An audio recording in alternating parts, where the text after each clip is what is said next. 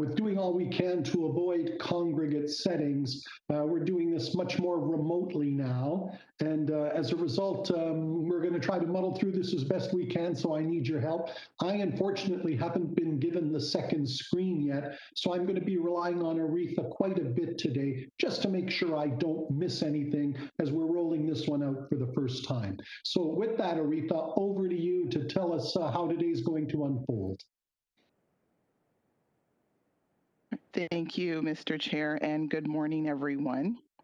I'm going to provide a very shortened review of the protocols for electronic participation in this council meeting. As a result of the rapid growth in COVID-19 cases, the regional chair and I will conduct and participate in this meeting remotely. The CAO and the executive leadership team will also continue to participate remotely. As this is the first time that we will be conducting the regional council meeting in this manner, we'd ask that you be patient with us while we navigate through the technology. The recommended view to ensure a full view of the presentation slides is the stack or side-by-side view, which can be accessed through the stage layout. If you wish to speak, please raise your hand by clicking on the hand icon located in the right of your name in the participant list. Speakers will be determined based on members who have raised their hand using the icon. Voting for this meeting will be conducted verbally. For procedural votes that do not require a recorded vote, the chair or I will call for any objections. If you have an objection, please indicate your name and objection. If no objections are stated, the motion will be deemed to be adopted.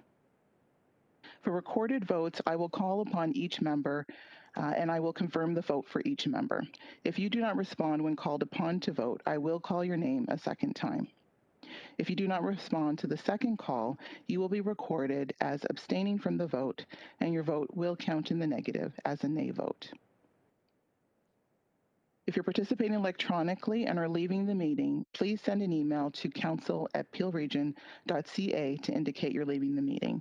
If you leave the meeting for any votes thereafter, you will be marked absent. We'll now commence the meeting with roll call. Mayor Brown? Present. Thank you. Councillor Carlson? Present. Thank you. Mayor Crombie? I'm present, thank you. Thank you. Councillor Jamerla?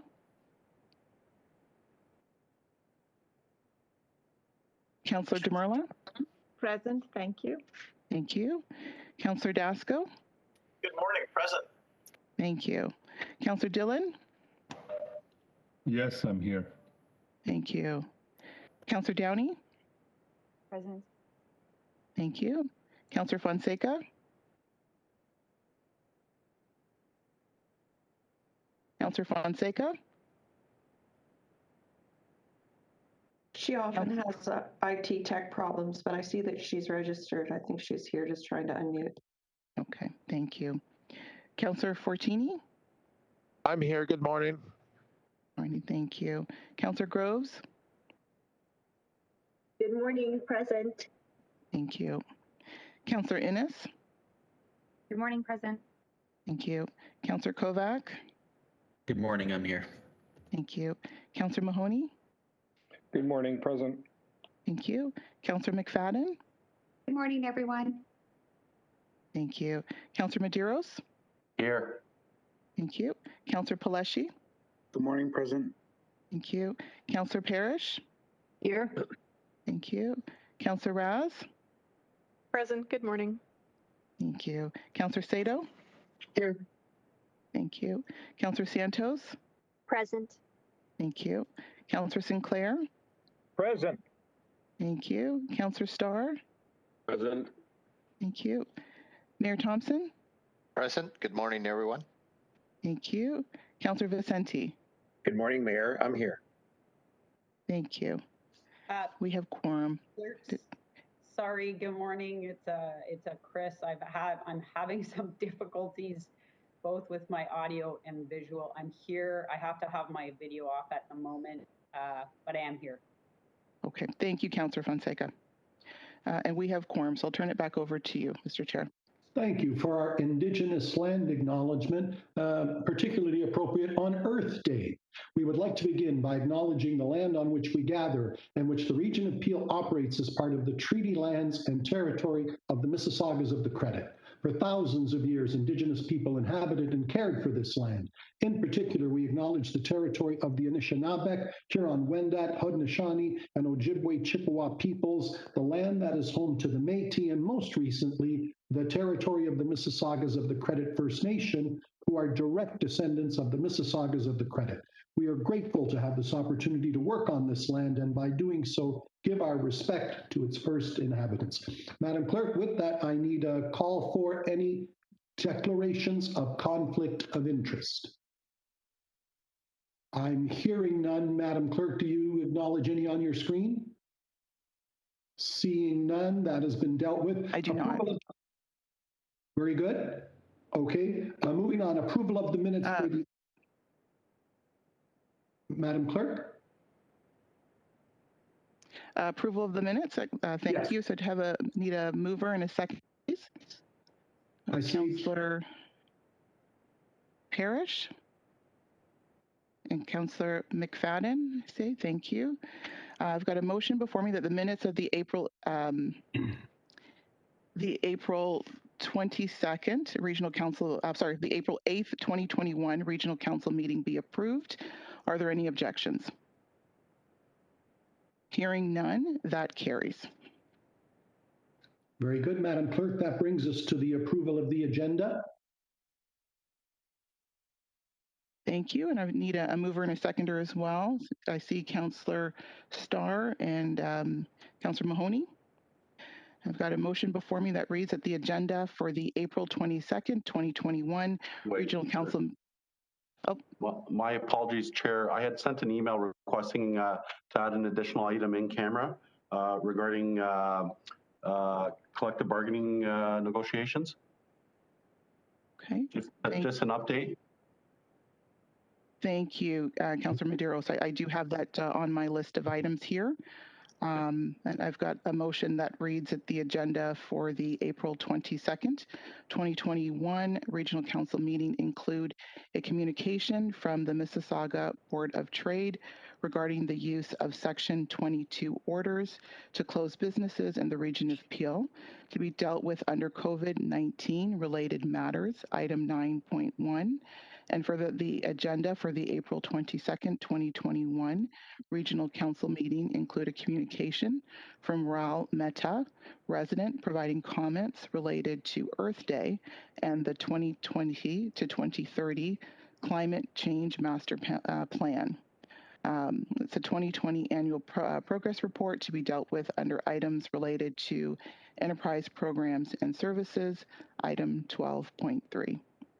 And further, the agenda for the April 22nd, 2021 Regional Council meeting include an update regarding labor relations or employee negotiations to be dealt with under in-camera matters, item 24.4. And further, the agenda for the April 22nd, 2021 Regional Council meeting be approved as amended. Are there any objections? Hearing none, that motion carries.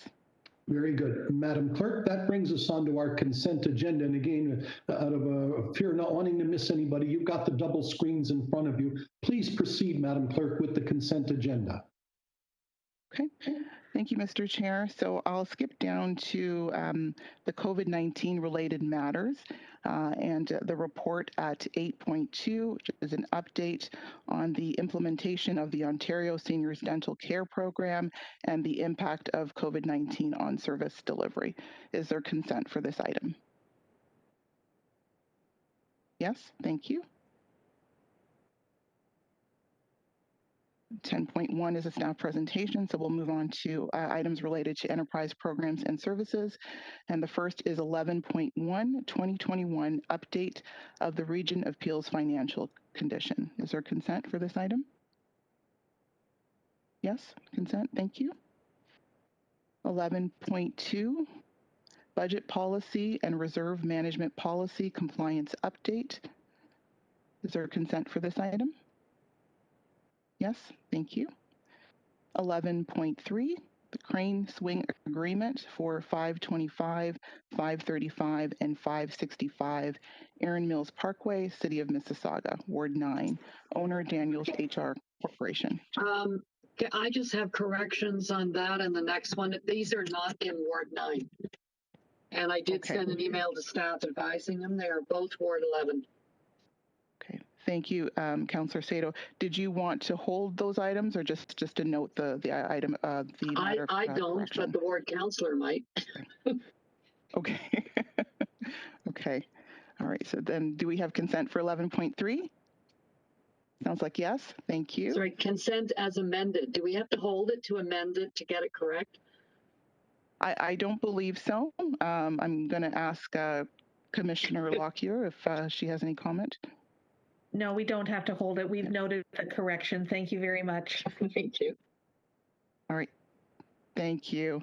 Okay, so we have consent for 11.3, so we'll move to 11.4, which is a tieback agreement for 525, 535, and 565 Erin Mills Parkway, City of Mississauga, Ward 11.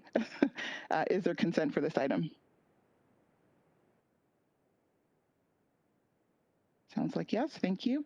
11.5, the report of the Government Relations Committee for the meeting held on April the 1st, 2021. Is there consent for this item? Sounds like yes. Moving on to communication items. 12.1, Nina Tandri, MPP, Mississauga Streetsville, an email dated March the 24th, 2021 regarding the 2021 Government of Ontario budget. Is there consent for this item? Yes, thank you. Item 12.2, the letter from Peter Robertson, resident of Peel, dated April the 12th, 2021, regarding the commissioning of a monument in honor of former Premier of Ontario, Bill Davis. Is there consent for this item? Yes, thank you. Moving on to items related to Public Works, 13.1, extension of the Trans Help service contracts. Consent for this item? Thank you. 13.2, the curbside waste collection contractor's performance in 2020. Is there consent for this item? Yes, thank you. 13.3, which is the report of the Waste Management Strategic Advisory Committee for the meeting that was held on April the 1st, 2021. Is there consent for this item? Yes, thank you. Moving on to communications, item 14.1. It's a letter from Anne Marie Norio, Regional Clerk of Niagara Region, letter dated March the 4th, 2021, requesting endorsement of the Niagara Region resolution regarding Schedule 6, Bill 197, the COVID-19 Economic Recovery Act 2020 to eliminate the development approval requirements provision from adjacent municipalities and to render final approval for landfills. Is there consent for this item? Yes, thank you. Moving on to communication items under 16.1, it's a letter from Pragmeet Singh Sakaria, MPP, Brampton South. It's an email dated March the 24th, 2021, announcing that the Government of Ontario will provide a second hospital and medical school for Brampton. Is there consent for this item? Yes, thank you. Moving on to items related to human services, item 17.1, sustaining a strong early years and child care sector. Is there consent for this item?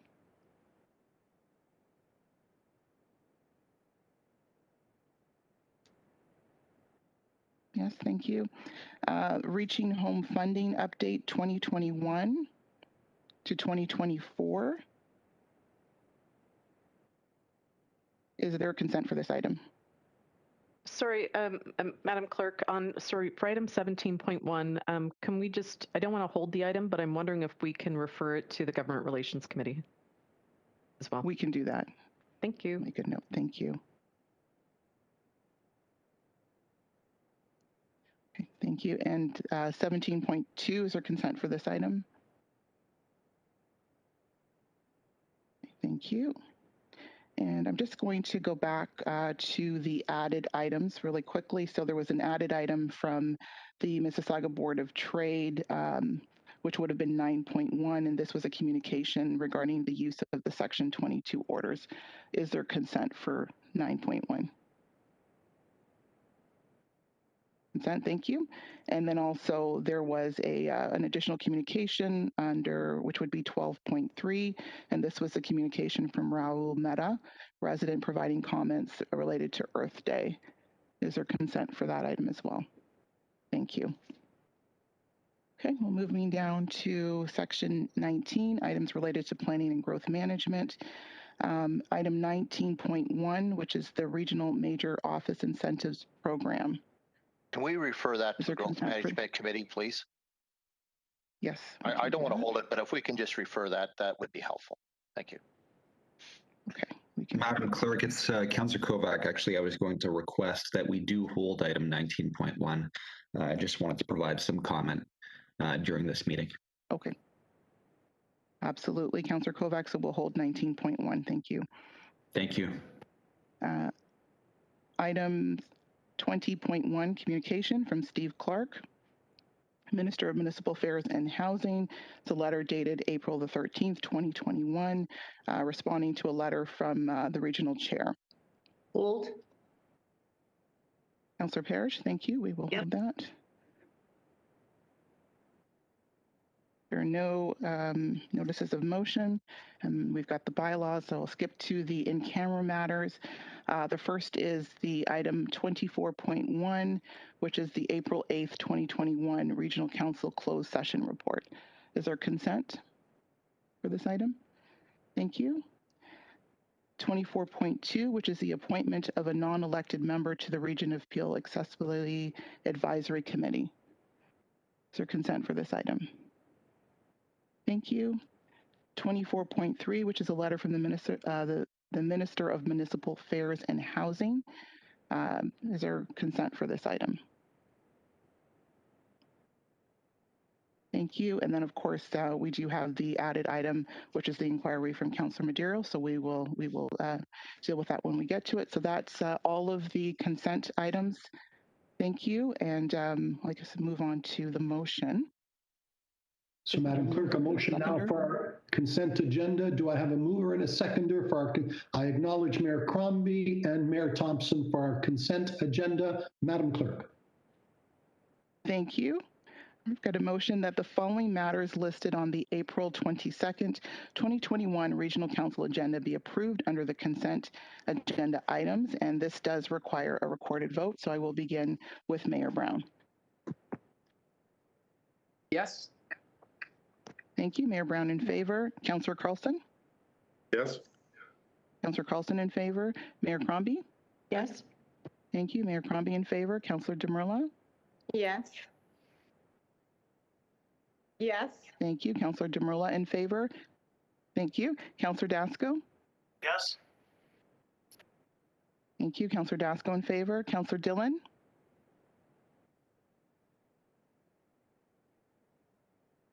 Councillor Dillon? Councillor Downey? In favor. Councillor Downey in favor. Councillor Fonseca? Yes, in favor. Councillor Fonseca in favor. Councillor Fortini? In favor. Councillor Fortini in favor. Councillor Groves? Yes, in favor. Councillor Groves in favor. Councillor Innes? In favor. Councillor Innes in favor. Councillor Kovac? In favor. Councillor Kovac in favor. Councillor Mahoney? Yes, in favor. Councillor Mahoney in favor. Councillor McFadden? Yes, in favor. Yes. Councillor McFadden in favor. Thank you. Councillor Medeiros? Yes. Councillor Medeiros in favor. Councillor Paleshi? In favor. Councillor Paleshi in favor. Councillor Parrish? In favor. Councillor Parrish in favor. Councillor Raz? Yes, in favor. Councillor Raz in favor. Councillor Sado? Yes. Councillor Sado in favor. Councillor Santos? Yes. Councillor Santos in favor. Councillor Sinclair. In favor? Councillor Sinclair in favor. Councillor Starr. In favor. Councillor Starr in favor. Mayor Thompson. In favor. Mayor Thompson in favor. Councillor Vicente. Yes. Yes. Councillor Vicente in favor. Thank you, and that carries. Very good. Well done, Aretha. Okay, with that, that brings us to our delegations. Delegation 7.1. Mr. Robert Cook, consultant on behalf of the Ontario Waste Management Association, requesting that the Regional Council support the City of St. Catharines resolution regarding Schedule 6, Bill 197 COVID-19 Economic Recovery Act to eliminate the development approval requirement provisions for adjacent municipalities and to render final approval for landfills within a host municipality's jurisdiction. Mr. Cook, and we have a 5-minute limit. Mr. Cook, please proceed. Thank you very much, Chair Yanika and members of council. I appreciate the opportunity to speak with you this morning. I will be very brief as I know you have a full meeting agenda with COVID-19 top of mind. So my name is Rob Cook. I'm here representing the Ontario Waste Management Association. I'm recently retired from that organization, having served as its CEO for the past 20 years. There is information in your agenda package about the issue I'm going to speak to you about. And you do have, I believe, on agenda item 14, which was already referenced, resolution from the Region of Niagara on the same issue. The Ontario Waste, next slide, please. The Ontario Waste Management Association is a unique organization. It represents both private sector and municipal stakeholders in Ontario's waste management sector. There are currently 65 private sector companies and 65 municipalities, upper, single, and lower tier, as members. As the chair mentioned, the reason I'm appearing today is to request that council support a resolution from the City of St. Catharines or from the Region of Niagara, or create your own in respect to Ontario Bill 197, which recently included changes impacting municipal autonomy over development within its jurisdiction and waste management infrastructure, currently specifically landfills. So Bill 197, as was mentioned, is the Economic Recovery Act of 2020. It deals with COVID-19 issues, but there is obscured in a schedule of the act a significant change to the Environmental Assessment Act that impacts municipalities. And this Act, Bill 197, has received royal assent. Slide, please. So there are several reasons to ask for the region's support. Many municipalities see one aspect of this bill as a serious problem and are supporting that St. Catharines position. The Ontario Waste Management Association will be advocating to the province for change on behalf of currently 74 municipalities, including the Region of Niagara, the County of Simcoe, City of North Bay, County of Essex, Region of York, municipalities representing 2.5 million taxpayers. The City of Toronto, Region of Halton, Durham, City of Hamilton have a resolution in process, either through their committee process or coming to their councils over the next month or so. We're asking the Region of Peel to lend its support to this effort. Next slide, please. So very briefly, the issue around municipal autonomy. Bill 197 establishes a principle. Municipalities can veto a development outside their municipal boundary in an adjacent municipality.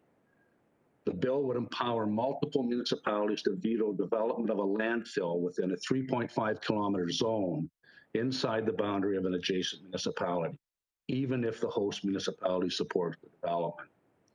So this veto empowerment to adjacent municipalities is viewed by most municipalities as overreach. Next slide, please. The reduction in municipal autonomy is a concern because it does represent an unprecedented shift in the relationship between adjacent municipalities and neighbors. And it will expand into other types of developments, not just landfill. We have a case currently in the Region of Durham related to an anaerobic digester and a mixed waste processing facility where the local municipality is opposing the region siting and is asking the minister to provide it veto power. So it is something that is the thin edge of a wedge. So I think Bill 197 will adversely affect municipal waste management projects, potentially in the region of Peel, and the ability to secure waste management disposal capacity from third parties in the future. And that capacity Peel currently relies on. Bill 197 contain supportable change. It changes the landscape around landfill developments and environmental assessment. Next slide, please. Bill 197 now establishes that the province cannot issue a positive development decision without the approval or support of the host municipality, and that is a change. This change was the message of the Demand the Right group, which Peel previously supported, but the adjacent municipal veto power has caught many of the Demand the Right supporters off guard. 19 municipalities that we have spoken to have reversed their position on the adjacent municipality matter. City of St. Catharines resolution or the Region of Niagara resolution accurately reflects the issues and concerns around the adjacent municipality overreach. The answer is simple. It's an amendment to Schedule 6 that removes the reference to adjacent municipalities while maintaining the right of the host municipality to have the final say. We are asking for your support, and I would be happy to answer any questions you might have. And there are, Robert. Thank you very much for your presentation. Councillor Innes. Thank you, Chair, and thank you, Mr. Cook, for presenting today, and thank you for your years of service on OMMA. It's a very important organization, and you guys do a lot of great work. So just to start off to say thank you. So as you know, many municipalities, including Peel Region, endorsed the Demand the Right. And actually, when we had this conversation, I think it was almost 2 years ago, around the table, that veto power was discussed in length. And I'm not sure if you were aware about that, because in particular, given Caledon's geographical size, its environmental sensitive lands in 80% of our municipality, and the fact that the surrounding municipalities around Caledon are predominantly greenbelt, which permit the use of a landfill.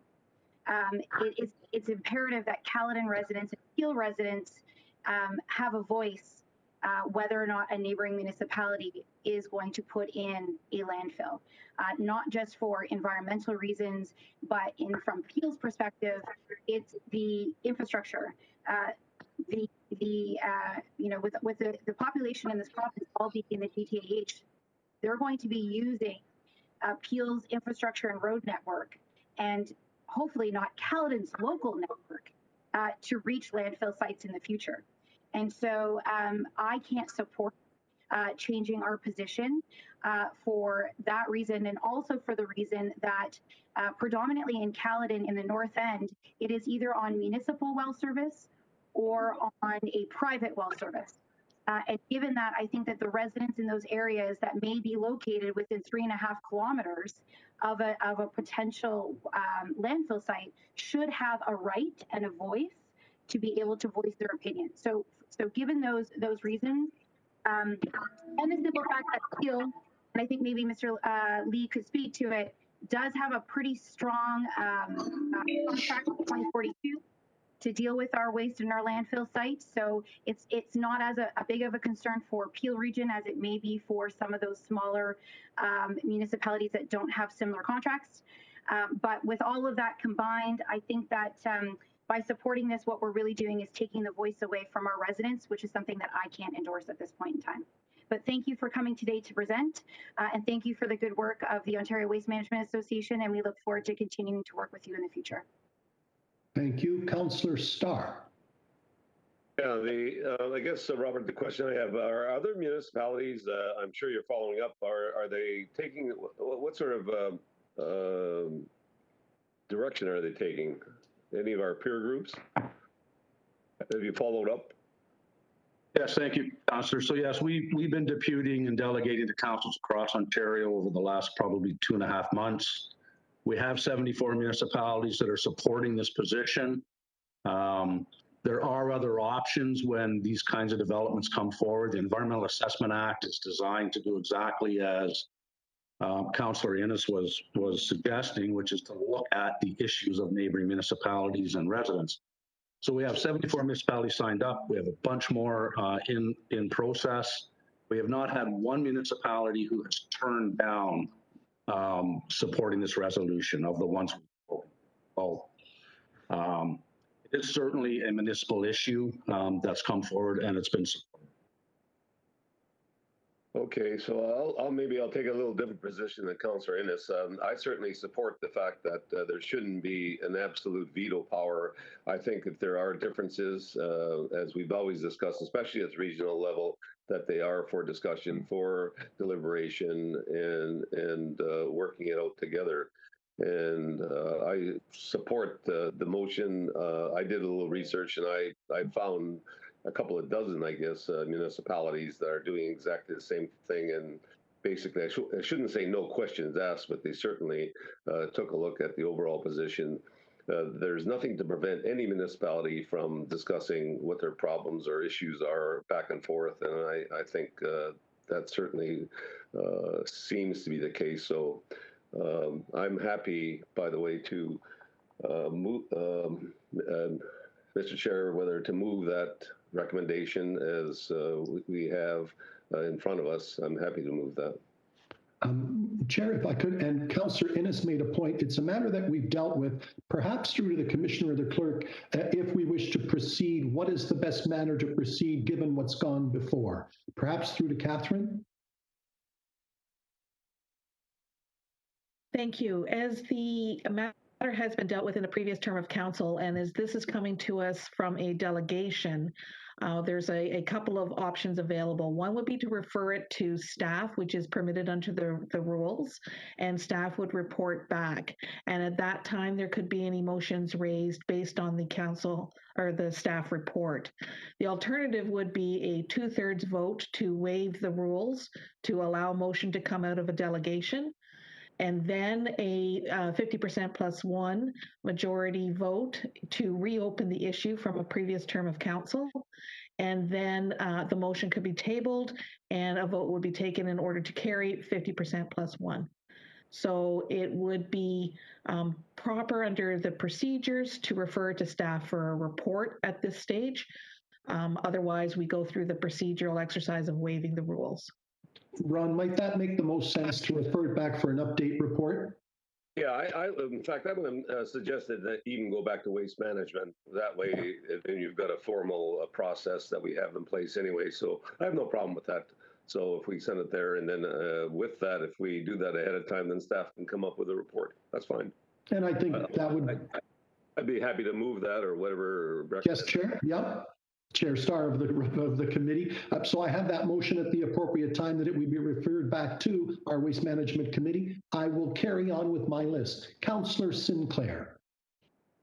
Yes, thank you, Mr. Chair. I represent the northwest corner of Peel, Ward 1, Town of Caledon, and we're 100% on groundwater resources there for private and municipal wells. And we're also in the green belt, which prevents us from bringing in lake-based water to compensate for a loss of quality or quantity of groundwaters.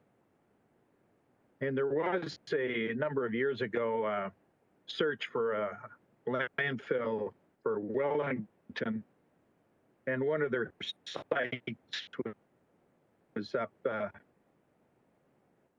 in the east end of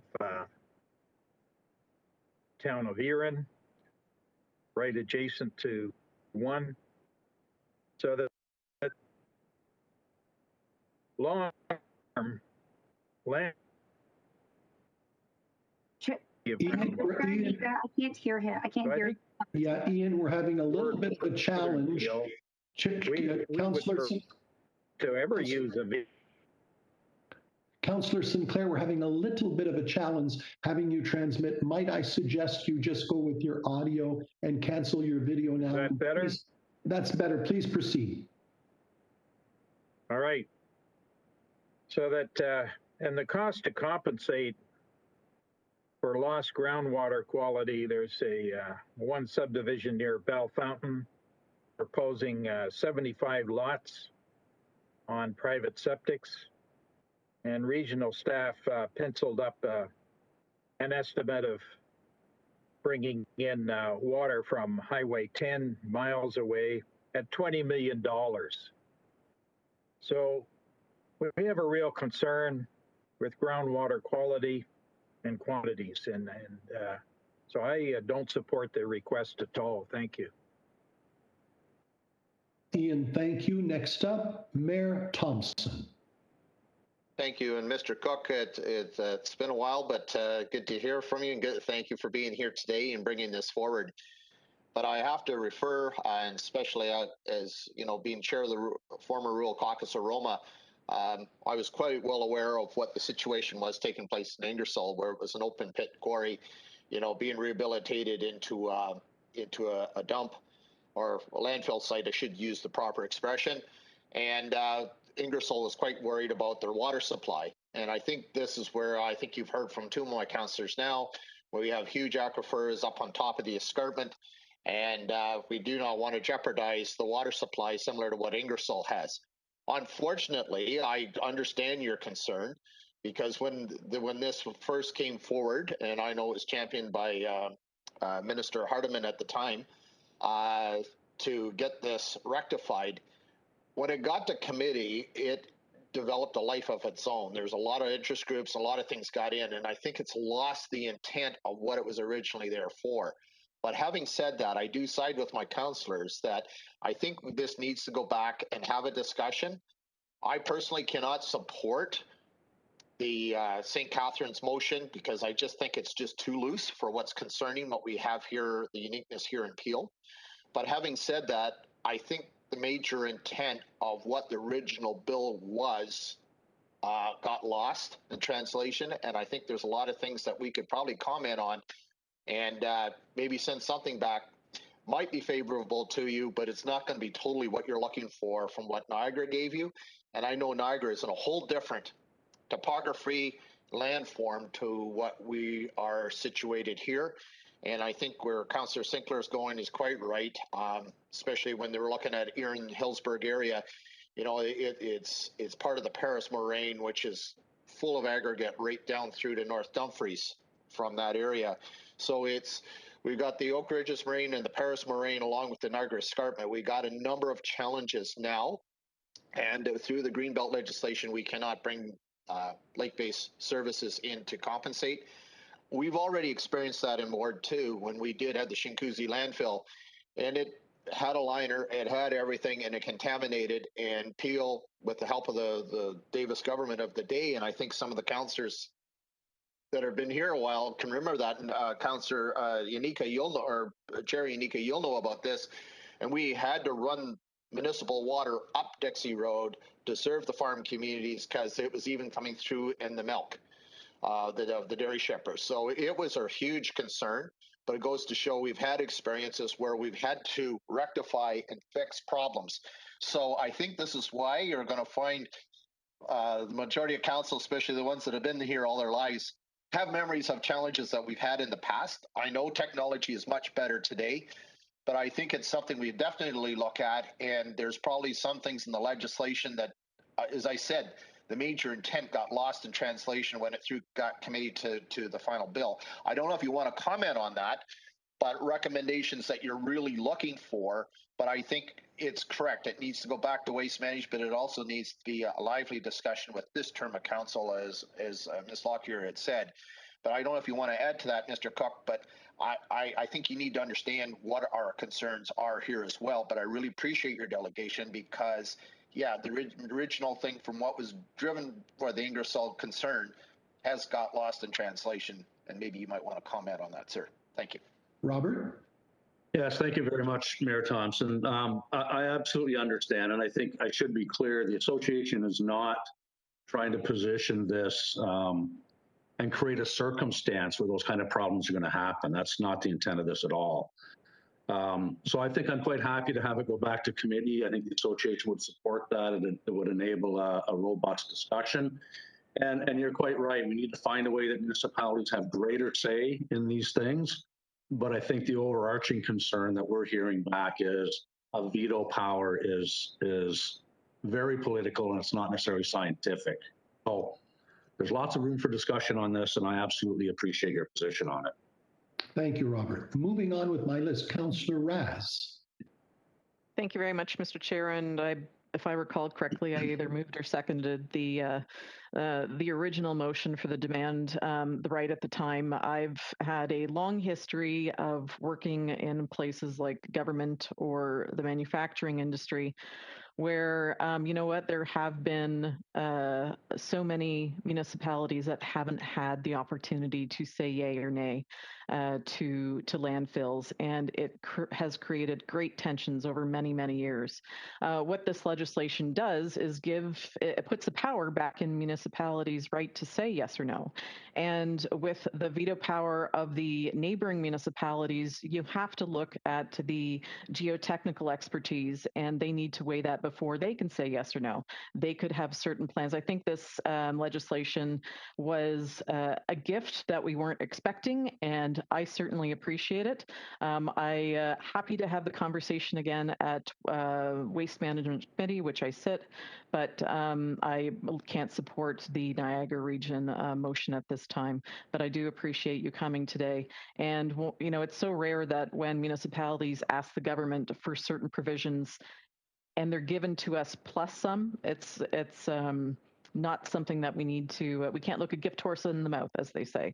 So, you know, the other thing is we at Region of Peel, we're trying to drive waste reduction. And when you make it so easy for landfills to be created, where are the incentives for people? So we need to toughen up. Municipalities have the obligation to say yes or no in the best interest of their environment and their residents. And I actually will commend the Ontario government for introducing that legislation back in July. Thank you. Thank you. Next on my list, Councillor DeMira. Thank you, Chair, and thank you, Robert, for delegating here today, as well as giving me some background information, which I very much appreciated. I think there's a bit of a tension between, you know, the principle of every municipality should be able to make its own decisions, and how do we give a voice to municipalities around that might be impacted by it. So it's a tricky one. I can see both sides, but I am curious about one thing. Since the veto is limited to that 3.4 kilometer zone, I mean, how many times are municipalities, or is that typically what happens, that they put it at the edge of their municipalities? So just trying to understand from a practical instance, how many times would a neighboring municipality have the ability to say no, given that the veto is limited? That's how I understand it. If I've understood it wrong, please do explain it to me. But my understanding is it's only if the location is within a 3.4 kilometer of a neighboring municipality, which to me suggests that the times that veto would be used is quite limited. So perhaps you could just shed some light on that. Thank you, Councillor. I'd be happy to. I think you're quite right. The instances of the 3.5 kilometers in a landfill proposal sort of butting heads is probably minimal. Right now, there's probably only one, and a previous councillor mentioned it. That's the town of Ingersoll and a private sector landfill application in the adjacent township of Zora. But it's a good example. Zora is going to likely support the landfill proposal, and Ingersoll is likely going to oppose it. That's going to create some issues. But I think beyond that, and I think many municipalities have looked at this as, it isn't really a landfill issue, it's a principal issue. Region of Durham, we talk about waste diversion. Region of Durham has an organics processing facility and a mixed waste processing facility, which is designed to get at multi-residential recycling, potentially being stalled because the local municipality is looking for a veto. So I think, you know, we've talked about landfills. I think we all understand that, but I think we need to think about the principle is going to be bigger than this, and it could potentially create problems on the waste diversion side as well. But 3.5 kilometers, I don't know where that came from. All I know is it certainly aligns with one specific situation in the Oxford County area. you for that clarification, and I would also support getting a staff report where report can probably, balance these differing, I guess, trade-offs as well as how what Peel's, unique interests might be in this one. And Chair, I don't know if that motion of referral needs to be seconded, but if there is, then I'd be happy to second that. And you shall. Thank you. My next speaker is Councillor Sato. Thank you, Mr. Chair. This is kind of deja vu. It takes me back to, actually, I think it was fighting the landfill in my ward that is now Churchill Meadows, was supposed to be an entire landfill area. And I got involved before I was elected, and that kind of helped me get elected because I, as a citizen and then as a councillor, I really fought the locations of the landfills in Peel. Had we had a veto back then, we would have had more control over the other landfill site that was proposed. And Mando, you might recall, it was in the city of Brampton. And because Mississauga had the landfill, Brampton, no one here was there at the time, said, we'll take the landfill site.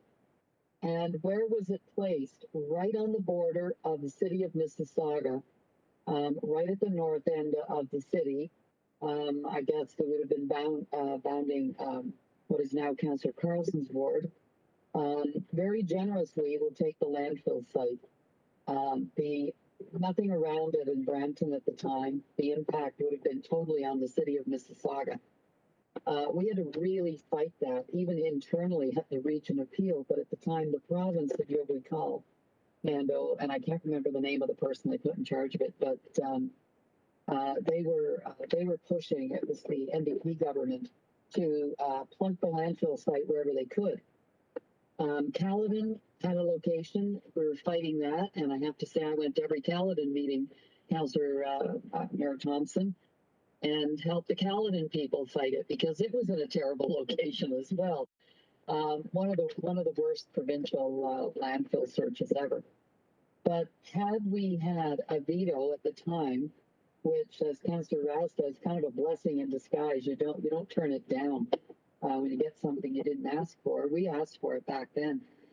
Mississauga would have been in a much better position, a much stronger position, to oppose the landfill site that was a location in Brampton because it was right on our boundary. It wasn't even 3 kilometers. I think it was maybe 1 kilometer off the boundary.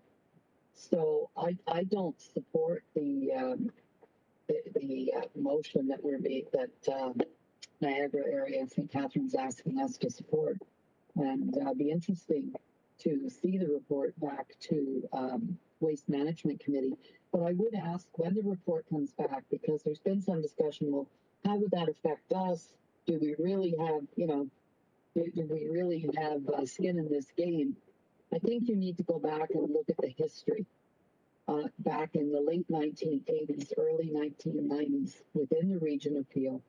And yes, how this would have affected us at that time.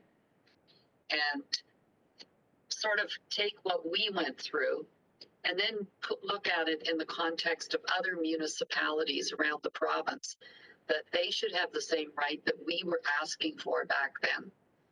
And it's not going to necessarily help us, although it might with Caledon at some point. It might even with Brampton if a private enterprise came forward and decided they wanted to put it on Meadowpine, right on that little corner, Councillor Paleshi, that somehow ended up in Brampton. There's that little parcel of land. And who would it impact? Well, it wouldn't impact Brampton, it would impact Mississauga. So I think we need to take a look at the history, and I would ask staff to include that in the report so that all members of council can see what we fought and what we went through within the region of Peel. It was real and it was frightening. And it took years for us to get it ended. So I think we need to really look at that very, very seriously and just not dismiss it offhand. I do appreciate you being here today, and I understand it from your perspective. but I also see it from our perspective as elected officials. What would we want to have if we were in those situations? And I think the answer to me is very simple. I would want to have that veto. So. Councillor Sato, thank you. Just because you remind us of the painful history, and I have no other speakers, Councillor Sato, it was our dear friend Ruth Greer, who I won't insult again because I've made a lifetime of doing it, that once we finally spent 20 years finding a dump site, was supposed to be 7, but we divided it in half, 7A, 7B. Then Ruth Greer says, we're the NDP, we're smarter than all of you. You don't need a dump site. You're going to recycle 100%. And a dummy like me said, can we just hang on to the site until we get to your 100? Oh, no, no. And so I believe it became Springdale. I believe you can ski on Britannia now because it wasn't supposed to look like a ski slope. And I believe we trucked our garbage to Detroit. So to Mr. Cook, we better deal with these matters, because when we don't, we all suffer immensely. That bill was $330 million. So thank you for reminding me, Councillor Sato. You need a practical approach to these matters. They're difficult for everyone, but boy, when you get them wrong, your society suffers for a generation. So I think the appropriate motion is for it to be referred back. Madam Clerk, I see no other speakers. The motion I had put to send it back to Waste Committee was from Ron Starr and Councillor Demerla. Can you please take that vote? Thank you, Mr. Chair. So this doesn't require a recorded vote, so we'll just determine if there's any objections. And hearing none, then that motion would carry. And we just also need a motion to receive the delegation, so perhaps the same mover and seconder could do that. Yes. Thank you. All in favor? Any opposed? That is carried. Mr. Cook, thank you very much for your presentation today. Okay, moving on. Delegation 7.2, Guri Panu, Chair, South Asian COVID-19 Task Force, promoting the national campaign, This Is Our Shot, to combat vaccine hesitancy. Guri, please. Hey, everyone. Thank you for allowing me to present. So I actually, just as a brief introduction, I was one of the founders of Conquer COVID last year, and we raised about $2.5 million and delivered 3 million items of PPE across the country. A lot of that was due to the help of a good network of volunteers, but as well as we had the help of Ryan Reynolds and Haley Wickenheiser. And so I think all of us appreciate vaccine hesitancy, and in the different diverse communities within Peel, there are pockets of vaccine hesitancy. And so if you can flip to the next slide, I wanted to kind of talk about sort of some different strategies. One thing I thought that was missing in Canada and in our communities is we hadn't been using influencers or authorities that mean something in communities to help encourage vaccine uptake. It's been a strategy that's been deployed in Israel, in the United States, in the United Arab Emirates. There's obviously different reasons for, let's say, higher amounts of vaccine uptake in those countries. Some of it has to do with supply. Some of it has to do with other reasons. But what I can tell you, for example, in the United States, there's been a heavy push with the use of influencers, from former presidents to prominent athletes. In fact, they just did a special over the weekend called Roll Up Your Sleeves. And so there's two big, large campaigns in the US called It's Up to You. There's another campaign, as I said, called Roll Up Your Sleeves. So if we can go to the next slide. And so our idea was based on what I had noticed with my dad. So about 3 or 4 weeks ago, my father, who's sort of a prominent community figure and probably known to some people on the panel, Pierre Panu, he's been an advocate, done a lot of community work over the last 25 to 30 years in the region of Peel, specifically in Malton. I'd asked my dad, I said, Dad, can you try something? I just want to see how it would take. And so I had my father put on a shirt, different one than this, and it was called Got My Tika, which is sort of a tongue-in-cheek way of saying, hey, I got jabbed or poked.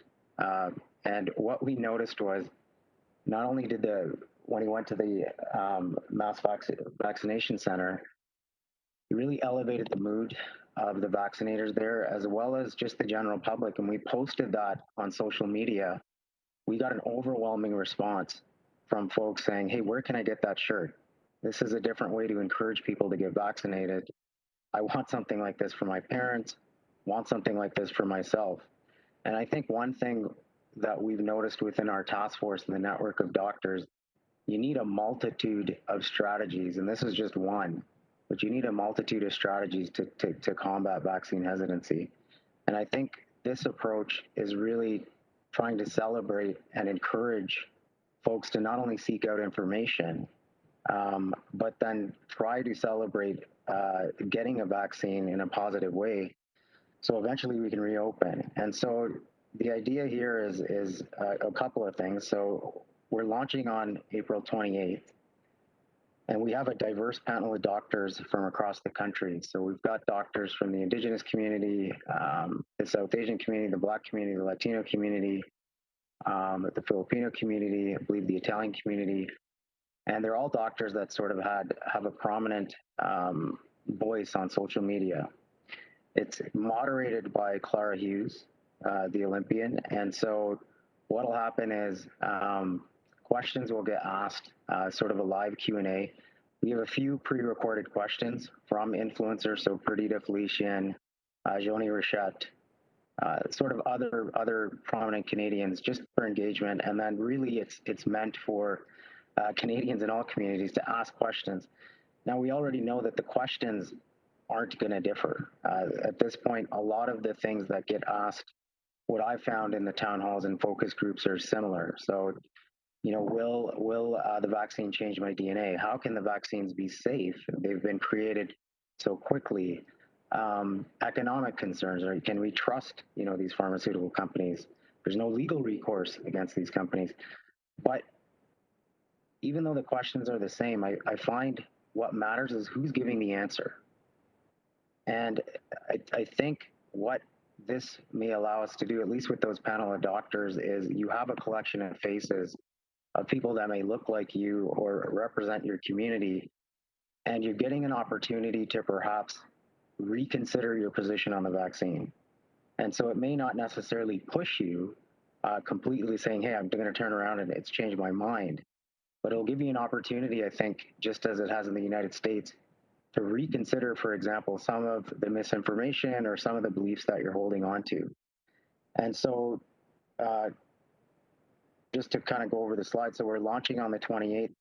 These shirts are available in 27 languages. So on the front of the shirt, it says, this is our shot. And on the sleeve of each shirt, it has a Band-Aid in 27 different languages. So for example, in Punjabi, it'll say got my tika. In Tagalog, it'll say got my bakuna. And there's other languages. We have some Indigenous languages that are represented on the sleeve as well. If you can go to the next slide.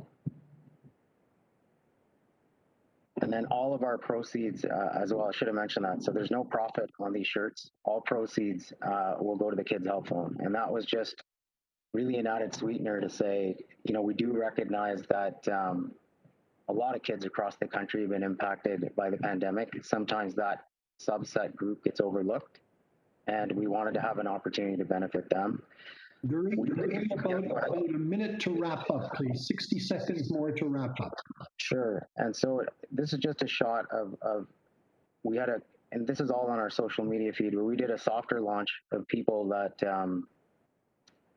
got vaccinated. They took the AstraZeneca vaccine this week to help promote it. And can share with you, we have a really large network of influencers. Yesterday, Ryan Reynolds joined.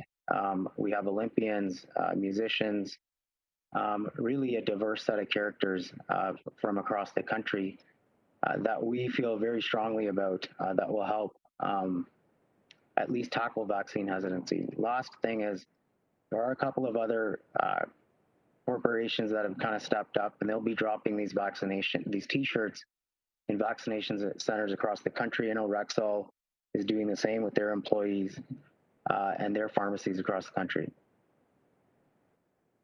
Okay, Guri, thank you for your presentation. We have a couple of questions. Councillor Demerla. Thank you, Chair. I just wanted to congratulate Guri and say, way to go. Wow, it's a great, great initiative. It's launching on the 28th. I'll keep an eye out. And I just want to know how I can get one of those T-shirts. And if, I'm definitely do my best to amplify the message. Thank you. You're welcome. So what'll happen is we'll probably, because Ryan came on, Ryan's a little unpredictable, so he may just launch his shirt and amplify it over the weekend. We will do a soft launch on the weekend where, if you want to buy the shirt, you can. So you can just go to www.thisisOurShot.ca.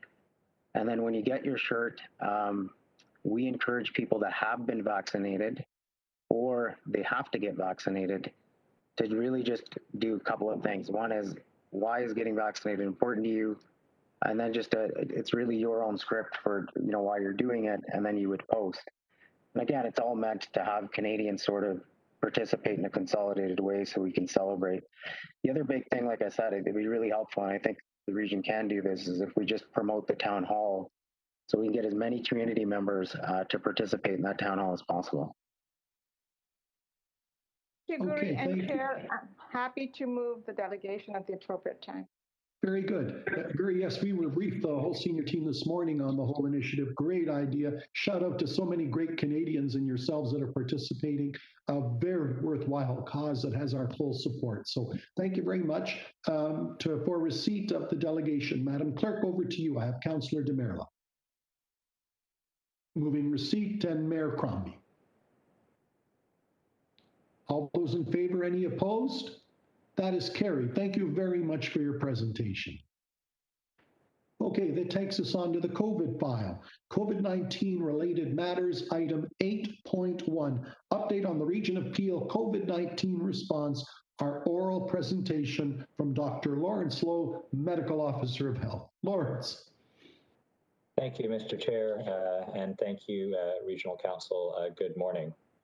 As usual, for our presentations, as we are in the late phase of the pandemic, I am joined again by Brian Laundrie and Manali Varia to provide an update on our ongoing vaccination efforts, as well as the current COVID-19 situation. We are going to flip the order of presentation this time, so we'll go to the next slide, please. We will be starting with an update on the mass vaccination plan with Brian Laundrie, and then we will speak to what is a significantly perilous situation that continues to unfold with the third wave in our community when Manali shares her inputs on the data. So with that, I will pass it over to Brian to get us started with a vaccine update. Thank you, Brian. Thank you, Lawrence, and good morning, Chair Nika and members of Council. I'm going to leave my camera off for the presentation just to ensure the connectivity. Our MVP update today starts with some of our recent milestones in our vaccination rollout. As of today, 400,000 doses have been administered in Peel, and our daily vaccination system capacity is now over 13,000, which is almost doubled since the end of March. And we continue to add capacity with some planned increases early in May. As per our continuous improvement philosophy, we are currently testing and implementing new clinic models such as the Hockey Hub model to optimize our productivity and flow with any given clinic within a given staffing complement. Across the system, moving down to some of the boxes, over 350,000 doses have been administered through fixed clinics, 17,000 completed in congregate settings. And just to clarify what those are, they're primarily long-term care and retirement homes and other high-risk seniors buildings such as in Peel Living and shelters. 15,000 doses administered by pharmacy and approximately 6,800 and growing vaccinations by primary care. Further, approximately 3,000 homebound individuals in Peel have been referred to our in-home vaccination program, which is launched, and several pop-up clinics are planned as we expand our community outreach and implement our workplace strategy. Next slide, please.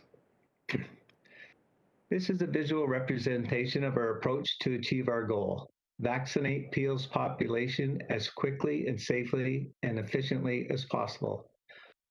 I've prepared a similar and presented a similar slide before, and we continue to expand our approach. The age-based strategy is based on risk, equity, effectiveness, and simplicity, moving through the 5-year age groups at a pace that ensures optimal flow. Our fixed clinics are efficient and accessible in central locations throughout the region and make the best use of available resources. Primary care and pharmacy clinics are leveraging their familiar settings and locations and trusted patient relationships to improve vaccine confidence and will expand their impact over time. Currently, these partners offer AstraZeneca to individuals 40+ years of age, and by the end of next week, 37 primary care clinics will have been onboarded, and pharmacies are expanding to 152 sites. Of course, of note, 7 pharmacies in Peel will be offering vaccination 24/7. Moving to the mobile clinics line, mobile clinics access communities through settings that are close to home, familiar, and convenient. We group our mobile response into 3 streams. Congregate settings, as I spoke about before, support vulnerable individuals living in places such as our long-term care and retirement homes, our social housing, and shelters, among others. These resident and tenant populations are higher risk, hard to reach, vulnerable, and often medically or behaviorally complex and require that in-home touch. Community settings targeting smaller priority populations that may have existing barriers to access, and examples include ongoing work with faith-based organizations and community centers, as well as the pop-ups we are holding for special education teachers. And we'll get into more detail on some of these settings later in the presentation. And then our in-home settings support highly vulnerable homebound individuals and their caregivers by going directly to their homes. The bottom part of the slide talks about our hotspot strategies. So there are 2 types of pop-up clinics specifically supporting hotspot communities: workplace clinics and community pop-ups. Workplace clinics are sponsored by the employer, held at the workplace, and benefit from provincial support. More details will be provided on the next slide. Community clinics are split into 2 categories. Both are built on partnerships between public health in the region, community agencies and organizations, and the ministry, and both are designed to reach those that have barriers to access and may have vaccine confidence issues that will benefit from clinics within their personal circles, their communities within a community, whether that is based on culture, faith, or other community. Workplace sponsored pop-ups have the added feature of being sponsored, funded, and supported by local employers, those that have established workplace clinics. Next slide, please. So this slide provides more details on our hotspot strategy, including our workplace hotspot strategy. Brian? Yes. Through the chair, could we just flip the slide back one? I think we're going a little ahead and a little behind. So just so that council can follow you in your discussion, thank you. That's perfect. Yeah, this is called Targeted Clinics for Hotspots. Okay, we're good? Okay, thank you. So for our workplace clinics, we are working in partnership with the province in piloting workplace-sponsored clinics in hotspot FSAs, beginning with 3 large workplaces: Maple Lodge Farms, Maple Leaf Foods, and Amazon, who collectively operate at 11 sites across Peel. Clinics are being planned over the next few weeks to open in each of our 3 municipalities. Specific details and timing are still being worked out.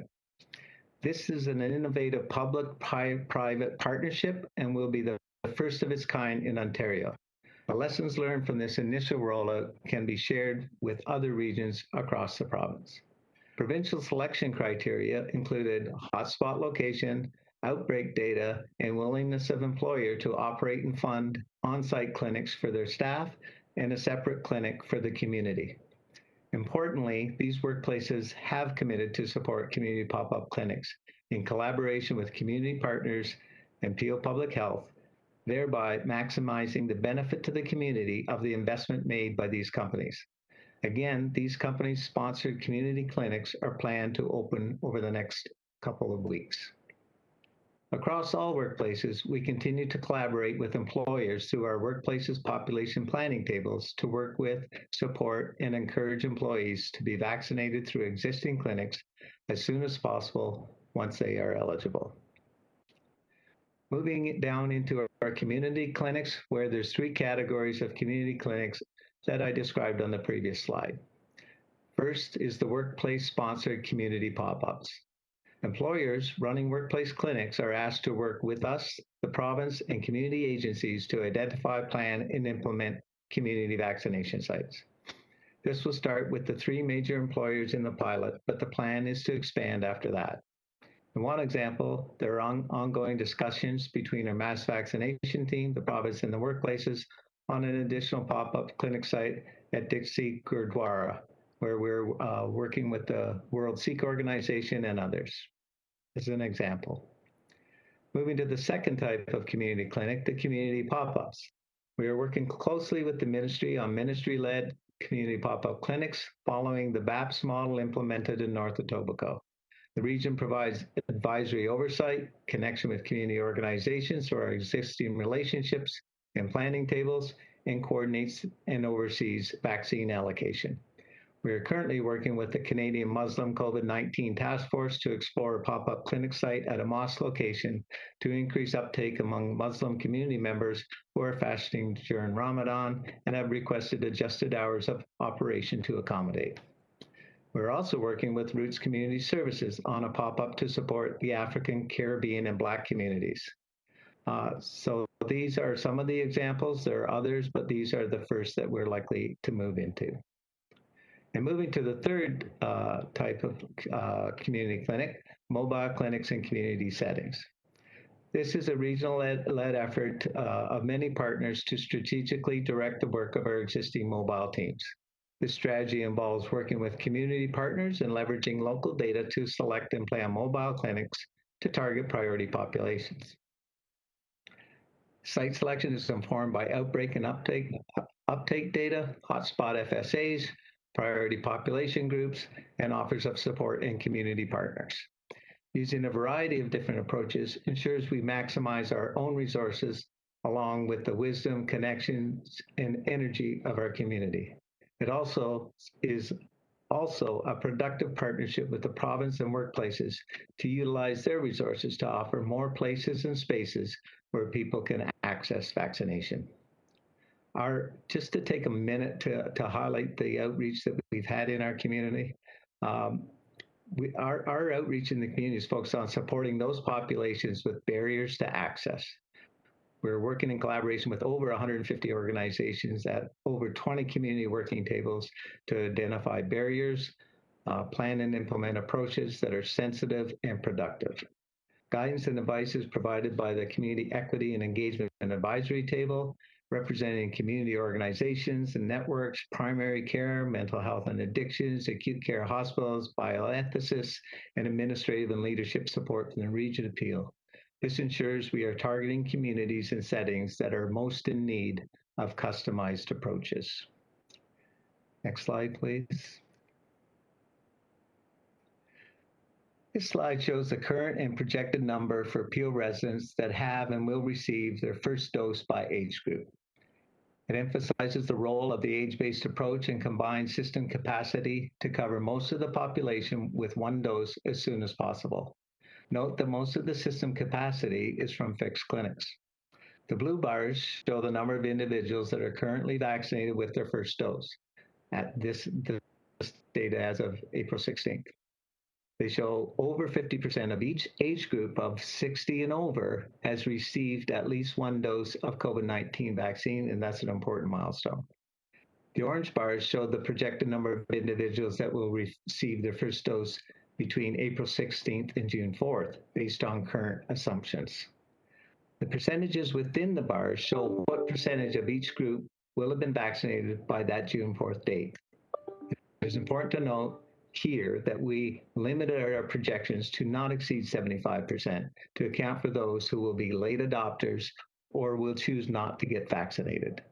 And again, these are assumptions based on the experience we have to date. These projections show that by May 5th, which is a provincial target, over 40% of Peel's population will have received a first dose, and by June 4th, over 2/3 of the population 18 plus will have received a first dose. The transparent gray bars show the remaining number of individuals within each age group who will not have received their first dose. Community outreach and hotspot strategies already described are designed to increase coverage here in these age groups. Next slide, please. This bar graph is a visual representation of our weekly dose capacity across Peel for the weeks from April 5th to May 16th. It speaks to capacity at our hospital clinics, our Region Peel fixed clinics, our mobile and pop-up capacity, and capacity in the system through our growing primary care and pharmacy sites. I've shown this to Council in other versions of the slide before. The chart highlights the difference in system capacity and known vaccine allocation for the first 2 weeks of May that we may have to manage if vaccine allocation is not increased accordingly. Those are the two bars at the right. To be fair, we are hearing from the province that we can expect the Pfizer allocation to increase significantly in May, but the specific details have not yet been confirmed. We are hopeful, given that we have planned ramp up of our capacity starting that first week of May. The vaccine supply volatility and delays requires us to balance our capacity with available supply on a daily basis and try to manage our bookings to be the most efficient and productive as possible. We have sufficient supply for this week and are managing our appointment availability to ensure supply for our workplace and community pop-ups, and so no booked appointments are at risk of being canceled until the end of the month. In early April, we received slightly more vaccine, but now we are once again experiencing these supply delays and shortages linked with global supply chain management issues. We continue to advocate for vaccine allocation and stability, given Peel's high COVID incidence rates, and understand the allocation formula is being reconsidered and possibly reconfigured to more equitably distribute vaccine based on need. So I didn't want to go into, I did, I guess, go into the weeds on that one a little bit, but this is just to confirm supply still continues to be an issue. The volatility of supply is as important a barrier as is the actual amount of supply. We think we're in good shape, but we don't have the confidence yet, but we're managing our system appointments and availability and our capacity to match our known allocations. So with that, I think in the next slide, Manali will speak to the COVID-19 situation in Peel. Manali? Thank you, Brian, and good morning, Chair Inika and Council. So as Brian's mentioned, we have momentum with the vaccine program, and we need this happening in parallel to the epi picture that we're seeing. And so just starting as always with the COVID-19 incidents across Peel, this slide is showing the rate of new cases by week for Peel as a whole in the black line, as well as by municipality. And so threshold rates, you can see there under the provincial reopening framework are shown in the colored horizontal lines, which you can see that we are well above. Just in the slide, so since the end of February, you can see that we had a rapid increase in case counts over the past few weeks. The variants of concern, particularly the B117, which we have spoken about is a more transmissible strain, is really the key factor in the rapidity of spread. We have exceeded peak January levels where we saw approximately 700 cases. And just for note, our current 7-day moving average is just above 800 cases, and we are still seeing a 3 to 5% daily growth rate. The reproductive number for Peel is 1.1, meaning that each case continues to infect more than one other person.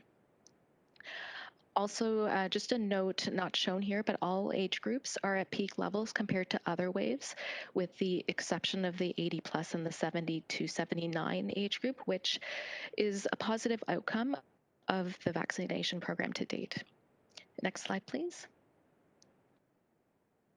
So we've all seen and heard about the pressures faced by the health system in Peel and across Ontario. This graph shows hospitalized patients with COVID-19 over time, and you can see the impact of each wave here. Just for context, the lighter shading indicates total hospital admissions. The darker blue coloring is patients in critical care.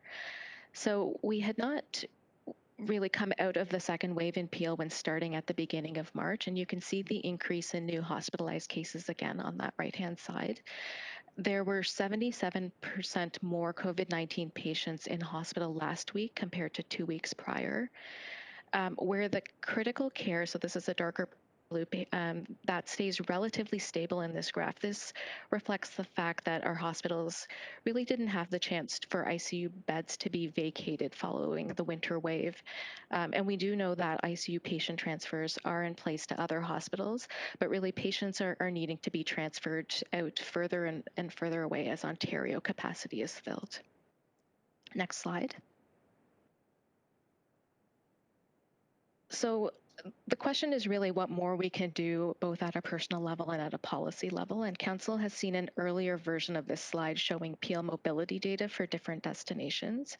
I won't spend too much time on this, but anything above the horizontal line means increased mobility compared to pre-COVID times, and anything below is decreased mobility. So overall, mobility has declined, but not as low as in wave one, in particular for workplaces, and before the recent provincial order compared to retail and recreation. Next slide, please. So we do have examples from other countries and our own first wave that strong measures plus vaccination can flatten the curve. So the Ontario COVID-19 Science Advisory Table provided data at their recent briefing that shows that at this juncture, vaccination alone will not end the third wave. What they have said is that public health measures, such as a 6-week stay-at-home order with a vaccination rate of at least 100,000 doses per day, is one of the only ways to flatten the current curve. In their presentation of modeling that's just shown here, so the total cases in Ontario, which is the bars of daily cases that were graphed up to last week, that is what's shown there.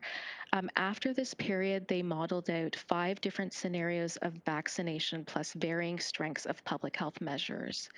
So the red line shows rapid growth to over 30,000 cases at an Ontario level, where we really have weak measures for less than 4 weeks, so essentially doing nothing. So that's not our scenario, but it's the green line in combination of vaccination and 4 or 6 weeks of strong measures, such as the stay-at-home and significant restrictions on movement that are projected to show success in curbing current trends. And so I'll pass it to Dr. Loh to speak to some of the local public health measures. Thank you, Manali, and thank you, Brian. We'll go to the next slide, please. So in speaking around in highlighting the modeling and speaking to the measures that Manali has identified, as well as the ongoing vaccination rate, we know that at this current wave, we absolutely need to be pursuing both. Certainly our vaccine program with the mass vaccination clinics, our contribution to the province's 100,000 doses a week, but also we need to have measures, especially given the very dire situation that we're seeing in our hospitals at this point in time, with practically all surgeries canceled, beds quickly becoming a scarce commodity, and patient transfers occurring in greater and greater numbers, with many people sick, certainly our elderly who unfortunately haven't had the chance to get vaccinated being sick and in hospital, but also increasingly younger individuals who are impacted by these variants. And so we know that on April 8th and April 17th, there were a number of provincial measures that were announced, which included the extension of the stay-at-home orders, interprovincial restrictions at land crossings, and then additional gathering and sector restrictions, while also maintaining remote learning in schools. One exception in respect of the remote learning for schools included special education, and we do continue to work with our school boards and the education sector to assess conditions for reopening where appropriate in respect of the overall school system. We also note as well, in terms of the additional gathering and sector restrictions, that these were very welcome.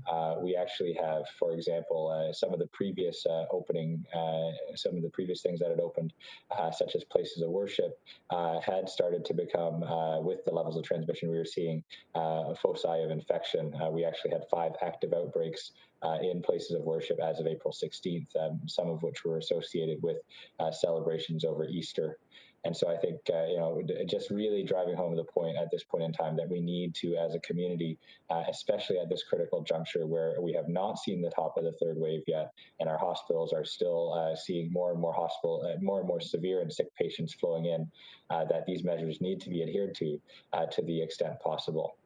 But we also know that many of our residents have challenges in working, in reducing their contacts voluntarily, owing to their work or their living situations. And certainly the isolation housing option continues to be something that people should pursue if they're unable to safely self-isolate. But we needed to move very quickly, and together with Toronto, we implemented an update to our Section 22 order to provide for expedited workplace closures. The objective is to quickly suppress transmission in a climate of high case and low capacity. This is essentially a parallel to school dismissal, because what we were finding in our workplace investigations over the last few weeks, as the third wave has essentially ramped up in our community, is that the variants, when they do get a foothold in workplaces, are traveling further and faster, sickening a lot of workers, sending people to hospitals. And so we need to move quickly when cases are low to really address transmission in essential workplaces, where previously our outbreak investigation recommendations and infection prevention and control supports would be able to keep them contained in workplaces. The variants move so quickly that it actually necessitates us to actually draw this parallel with school dismissals. In general, we will pursue automatic workplace closure of most workplaces where there are 5 cases in 14 days that could have reasonably acquired their infection at work, or if there's no obvious source of infection outside of the workplace that explains that cluster. So if there's no alternative hypothesis for why those 5 cases were identified. Because closures, certainly represent, a broader risk to the community as well, and in the interest of promoting compliance, we will be publicizing the names of workplaces that are closed under these provisions and the date that they were closed, and they will be removed after 10 days or whenever they reopen as directed by Peel Public Health. And there are exceptions to full closures. These include businesses that are essential to the health and well-being of our community, such as healthcare facilities, first responders, critical infrastructure, emergency childcare, education, really just critical community services. And the details are specified in the updated Section 22 order.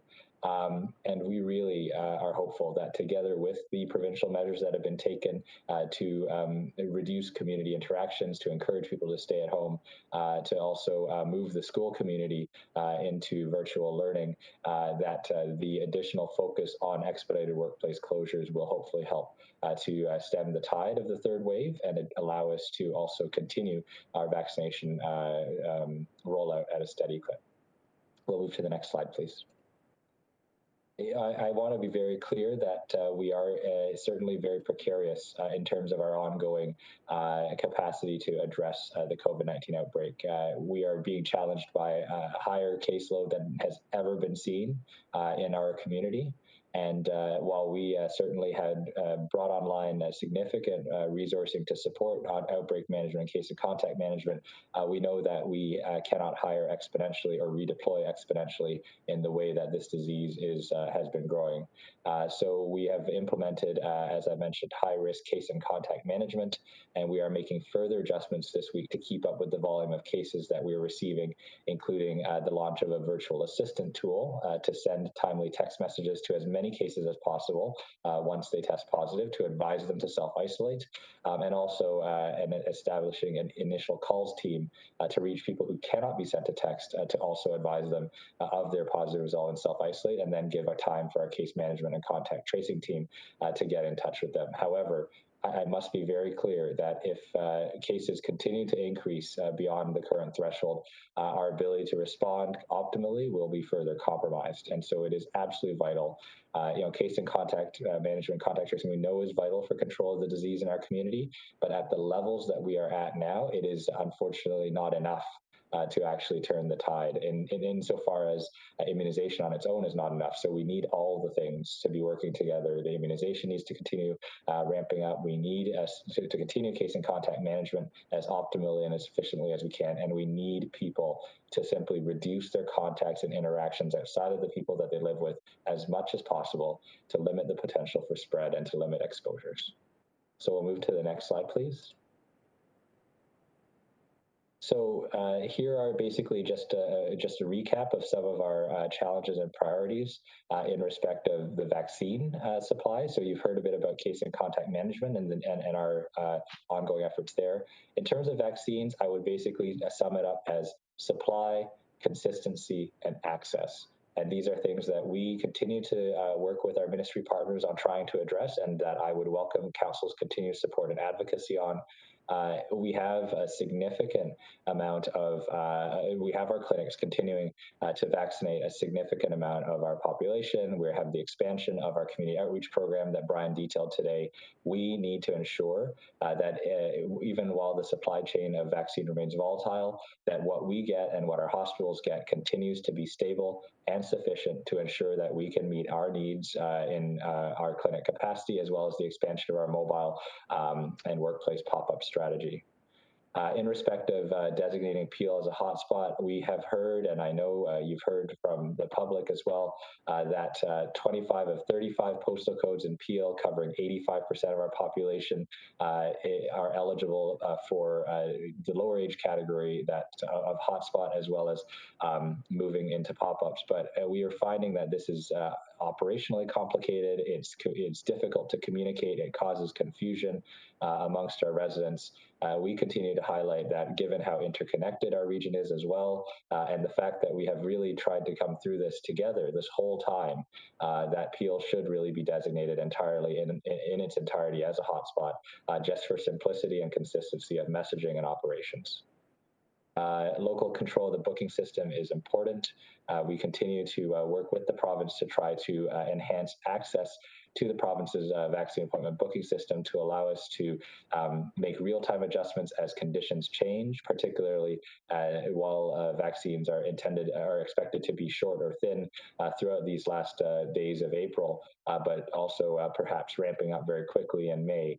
The ability to control our own destiny in the booking system would allow us to fine-tune our operations and ensure access for our residents. So again, it is about supply, consistency, and access. So we'll go to the next and final slide. I will close by just saying that I do remain very optimistic, even if the current epidemiologic picture is the worst that we've seen in the entire pandemic.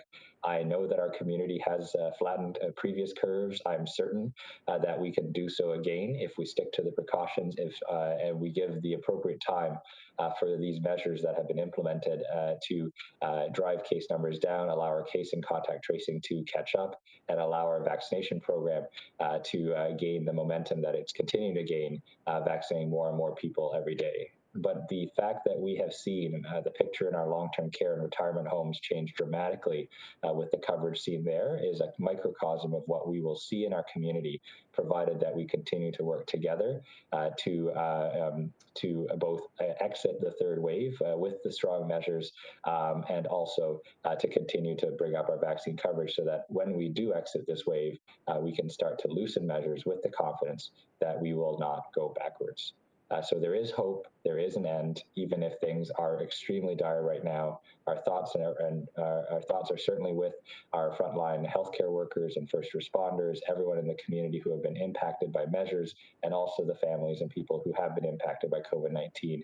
And hopefully together, we have continued to stay together through this, and we will get out of this together. So with that, Mr. Chair, I thank you for the significant amount of time that we presented on this update, and we're happy to answer questions at this time. Thank you. Thank you to all for the presentations. Now, I have a list of speakers, but some folks aren't using their push button to put their hand up. Some are reaching through to the clerk's office. So what I've done to be fair to everybody, I've melded the two together to go through my list at the time I got the request to speak. But in the future, would ask you to just put up your hand so we don't have to do this. But from that, the order in which the requests came in are Mayor Brown, Mayor Crombie, Groves, Sato, Dasco, Maderos, Demerla, Paleshi, Parrish, Raz. Mayor Brown. Chair Unica, and thank you to Dr. Lowe for once again keeping Regional Council very up to date. Mayor Crombie, Mayor Thompson, myself have the ability to ask these questions to you regularly with the updates that you give us twice a week. But there's a few questions I wanted to ask today that I've been asked by constituents to ask. And the first one, Dr. Lowe, is on the airport. I know we discussed this yesterday and in the town hall. And by the way, I should just thank Dr. Lowe, the way he's making himself available. And we have town halls and he answers questions for an hour and a half from constituents. We appreciate the level of how accessible you've been and the sacrifice of your time. I'm sure you don't get any free time in the day at all. But the discussion around Pearson Airport, I'm getting a lot of emails from people concerned that neighbors have people that have come to quarantine from overseas, in particular concerns about the mutated variant in India. We're hearing anecdotal stories of people who have tested positive after they've spent the 3 days in quarantine, are now in the community.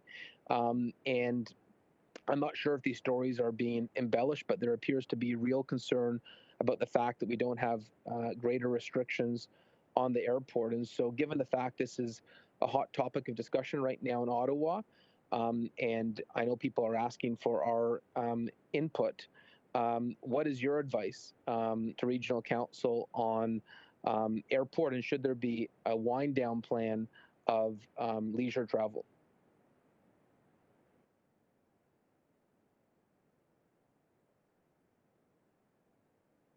So through the chair to Mayor Brown, thank you, and thank you to you and Regional Council for your continued support of our ongoing efforts. I think I just wanted to start out with that off the top and responding to your initial comments. In respect of the airport, we certainly are continuing to observe the spread of COVID-19 in other national jurisdictions elsewhere in the world with great concern. We know that the B1617 variant, which was identified in India, does appear to have a reduced vaccine effectiveness and does also appear to cause more severe disease and is more transmissible. It's largely driving a very significant second wave in that country at this point in time, and certainly a very, very concerning with the travels and pattern that do still exist here. I'm going to actually see if Manali Varia wants to weigh in a bit around some of the options that I know that we have been considering in terms of bringing to our federal counterparts at the Public Health Agency of Canada. But I think my high-level overview would be that certainly border control measures, quarantine, etc., at least in the temporary period while we are trying to get things under control, are certainly things that we would potentially be supportive of, recognizing, of course, that the introduction of the variants has already occurred, with I think 30 cases being detected in BC of the 1617 variant, and also 1 case detected in Quebec. But Manali, could you maybe speak to the details around some of the measures we were considering bringing to our federal counterparts? Yeah, certainly, Dr. Lowe, and thank you for the question. And through the chair, similar to what Dr. Lowe has spoken about, the question is really what else can be done, and we're concerned about new introductions, particularly with the airport in Peel. And so in terms of the stricter travel measures, the federal government has certainly put in place many measures. The requirements are still for quarantine for a full 14 days post arrival, even after the 3 days in a in a government-approved hotel. Some of the things that that we are putting together in terms of advocacy. So one objective is around addressing the variant of interest. So as Dr. Lowe mentioned, the B1617, and so we know that that has, in terms of the Peel population, we have a large population that does travel to India, and so are there options for other travel measures, temporary travel measures? There are exemptions in the federal travel policies, and so is there an opportunity for the federal government to look at those exemptions to tighten that list? So we will be putting together some thoughts, and that we can do some advocacy to the federal government and the province as well. On that note, I guess where I'm a little bit confused is, so we've got this variant in BC, as you're saying, in wider numbers now. We've got what, 6 flights a day that come in on some days from Vancouver. There's no quarantine required for domestic travel, is there? So through the chair to Mayor Brown, that's correct. At this point in time, the only interprovincial restrictions in Ontario that have been implemented are at land borders with Manitoba and Quebec. However, when the announcement was made, I did ask in my head what would be done around travel, particularly from British Columbia, which is not only grappling with the B1617 variant that has now been identified in that province, but also has a significant challenge with the P1 variant being quite dominant in the Lower Mainland. So I don't believe at this point in time there is a quarantine requirement for anyone coming from another province in Canada, and I don't believe that there are interprovincial restrictions at this point in time, which certainly could be used to address potential introductions from elsewhere in Canada as well. And to be blunt, Dr. Lowe, do you believe that domestic flights from British Columbia right now or elsewhere in Canada poses a risk to the spread of variants in Peel region? So I think, through the chair to Mayor Brown, to the extent that we are asking people to not travel except for an essential purpose, we know that travel is still occurring between other provinces. To the extent that we are asking people to stay home and limit their contact to essential purposes, we know that there isn't a mandatory 14-day quarantine requirement for people from other provinces. We have seen, of course, the use of 14-day quarantine in other jurisdictions within Canada with some success. And while fully recognizing that addressing introductions is one part of our strategy, which especially as we're trying to get this under control with the vaccinations, and I think it's a matter of looking at the full suite of things to both bring our current outbreak within our community under control, but also prevent further introductions of any other variants that might continue to spark up brush fires. Well, I know on some issues that we have raised concern and we've seen governments respond. I know when Peel region wasn't included in the pharmacy rollout, Mayor Thompson, Crombie, and myself were in the media talking about why that was inappropriate. And very quickly they announced it was going to be expanded to Peel region. Not on the numbers yet that I'd like, but as an example of government's been reactionary to motions passed by regional councils or noise in the media. Maybe this is something after your presentation that the mayors could put forward a resolution asking for greater restrictions at Pearson Airport to protect against variants. Would wording like that be helpful? Greater protections at Pearson Airport? So through the chair to Mayor Brown, yes, and I think specifying in respect of at least consideration of both international as well as interprovincial travel would be very helpful. Okay, well, I'll work with Mayors Crombie and Thompson on that. I'm sure there'll be a number of questions over the next 2 hours for you, as there usually is, so we'll have time to draft something. I also wanted to, and the last thing on travel, I've had constituents say to me, my neighbor down the street can fly to India and back, but he can't go out and play cricket across the street. So I do think there's inconsistency with the leniency of international travel and the strong stance we're trying to take on people staying at home. And so I do think this is appropriate for us to do some advocacy on. The last thing I wanted to say, Dr. Lowe, is I thought you showed real leadership on the Section 22 order when it comes to essential businesses. I had constituents who own restaurants or small clothing shops, and they would say to me, I have to close my patio, but this factory with 5,000 people is still wide open. And I think part of the challenge we felt from some of the small business community was what they thought was an inconsistent application of the public health protocols. And for a long time, it was taboo. You can't close a business because they're too essential to Canada's supply chain. But no business is too essential. No business is more important than public health. And I think the example you set is now being replicated elsewhere because it targets where the spread's happening. And so thank you for that principled, thoughtful, strategic leadership that really approaches where spread can happen very quickly. In a factory of 1,000, if 5 people get one of these variants, boy, it could go through like a tinderbox. I want you to know that my residents really appreciated it. It was really well received that we're seeing that focus. I know right now there's 90 workplace investigations you had mentioned to us before into businesses right now that could potentially be an outbreak. In terms of a timeline, when do we know how long it's going to take for those investigations to be resolved? And do you potentially see some of these factories being closed next week, or would it be premature to make any estimates on how those investigations are going? So through the chair to Mayor Brown, all the investigations are, they're at different stages. It's a bit premature to know exactly on an average when or where things might go.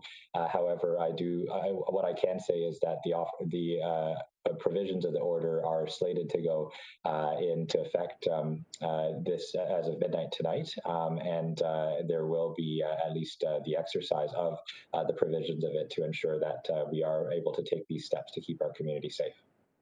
So it's fair to say we could see some activity flowing from your Section 22 order in the days ahead. Through the chair to Mayor Brown, that's correct, yes. Okay. Well, thank you very much, Dr. Lowe, for being so detailed as usual and for your leadership. And I should also reference the push to have greater restrictions on the airport. That was actually initiated a year ago. To give Councillor Michael Peleshky credit, he passed a motion at our council calling for this in March of 2020, and boy, we'd be in a different position if we had greater restrictions on the airport a year ago. But you can't look backwards; you can only look forwards, and let's all just do our best to keep the public safe. Thank you so much. Thank you, Mayor Crombie. Thank you for that, and I think our advocacy may have worked, because I understand the Prime Minister is speaking in about 30 minutes, and we anticipate that is exactly what his announcement will be. So we may not have to write that letter after all. So great news. Dr. Lowe, I'm not going to take too long because I have a lot more access to you than the other councillors do, but it is curious that on the supply side that I know we're short Moderna and Pfizer, and we're having significant issues with pop-up and mobile clinics because of the supply. How is Toronto able to, continue to vaccinate, particularly through those pop-up and mobile clinics? And is that at the expense of the larger mass vaccination sites? And it would be instructive to know what percentage of vaccine they are receiving in comparison to us and other locations. And the Premier had announced the 25% increase. What does that mean? Does that mean everyone else loses 25%? And when will that start to flow, or has it already? So through the chair, thank you, Mayor Crombie. I'm going to start, but I'm also going to pass it to Brian Laundrie. There's a number of factors in Toronto. As you know, Toronto has at least 9 large hospital systems which have all received vaccine, which gives them a little bit more flexibility in terms of how they choose to deploy those and or shift capacity around their various clinic systems. Being twice our population, of course, they've also received just more actual doses per capita per se, and where we have essentially focused on building a well-oiled machine in our mass vaccination clinics, while also maintaining a mobile functionality, it really for us had been a matter of deciding, do we divert scarce resources from our mass immunization clinics to get additional expansions of the mobile facility up and running. To the extent that we've been able to work things out together with our hospital partners, I think there is now the opportunity, as was announced by Brian today, for us to start moving ahead on this in terms of expanding our mobile offerings beyond senior and congregate settings into various other places in our community in a matter of the coming week. But I will pass it over to Brian to maybe cover off either the differences between Toronto and Peel and also our anticipated expansion for anything I may have missed. Brian? Thank you, Dr. Lowe, and thank you, Mayor Crombie, and through the chair. I'm not aware of the intricacies of how Toronto runs the program, but I know that we have built both the mass vaccination clinics and the mobile clinics to respond to community need.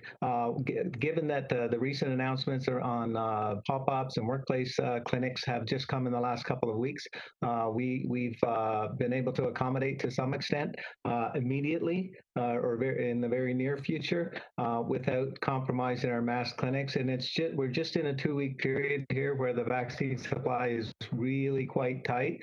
And as long as we get the projected doses for May, we will be fine to proceed on all fronts. And again, on the community pop-ups in Toronto, I'm not sure their numbers, but we put through 13,000 people a day through our mass clinics. So I think we're probably on the efficiency side. We have to maintain that as the core of our program, but we will be building out to support those with barriers to access.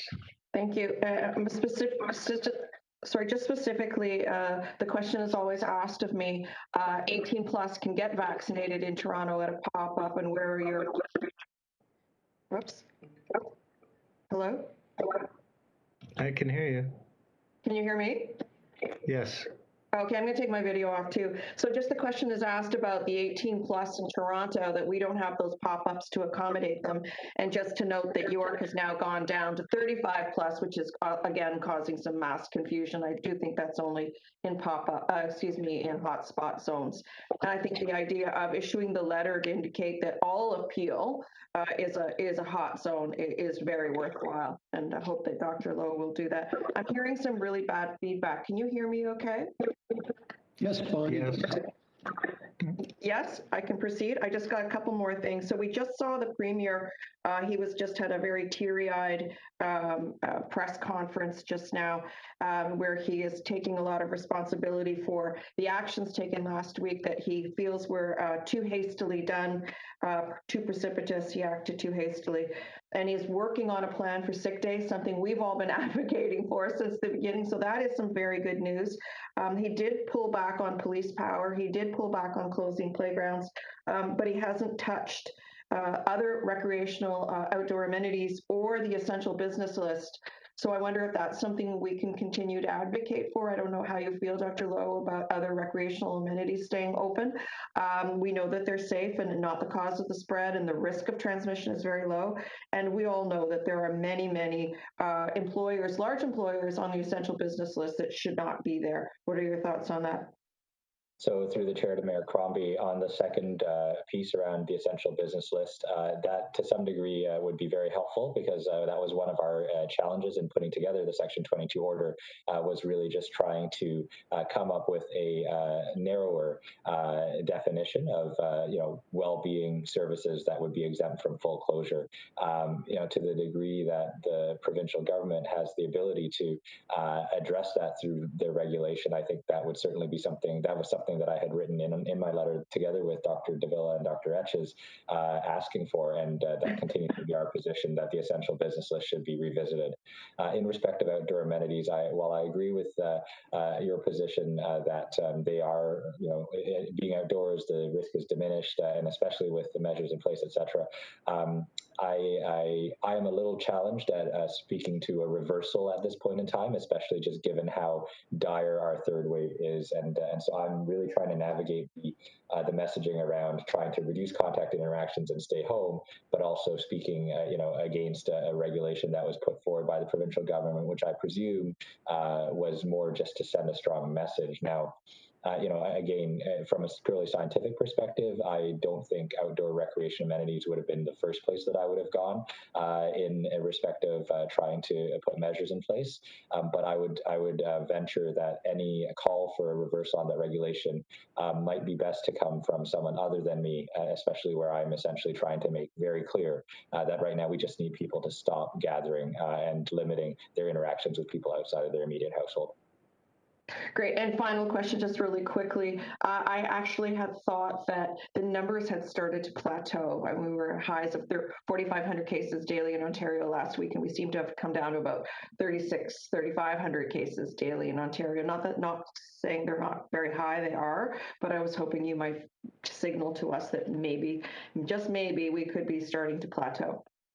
So through the chair to Mayor Crombie, and Manali may want to weigh in on this and correct me if I'm misunderstood, but I was looking at the numbers. I think part of the challenge is we're actually seeing other jurisdictions in Ontario, the ones that opened sooner and hit their wave sooner. Now we're starting to see the outcomes. If you recall some of the northern jurisdictions, Lambton, they all went into emergency lockdown before others did. So their numbers are starting to plateau and come down. But our situation in Peel, it's very clear that we have not reached a plateau. Toronto has not reached a plateau. York. So what you're seeing, I think, is two crossing lines between different jurisdictions, where some are starting to plateau outside of the GTA, but the GTA, because we were able to delay our third wave by staying in the restrictive measures a little bit longer, we're now seeing it essentially start to take off on a little bit of a delay. Manali, did I get that right in terms of just the difference between the provincial trends and Peel? Thanks, Dr. Lowe, and through the chair. So yes, we have had days that we have had lower numbers, but I think we also are just watching this day by day to see if there's a true plateau. So I would agree with your comments. Thank you. Thank you. Councillor Groves. Thank you, Mr. Chair, and good morning, Dr. Lowe, and thank you to you and your team once again. I do have a few questions. There's been a lot of conversations on social media from my community around a number of things, and one of the things that they seem to be concerned about is the PCR testing and the cycling.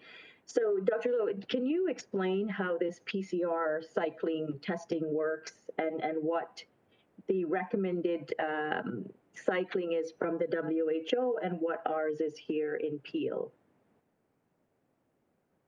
So through the chair to Councillor Groves, the cycle threshold refers to the number of times that a PCR test is run in order to identify a positive case. And so typically what a PCR is they're basically trying to amplify genetic material to see based on, and basically they just amplify it through a number of cycles to see if you can identify the specific genetic material that is associated with the COVID-19 virus.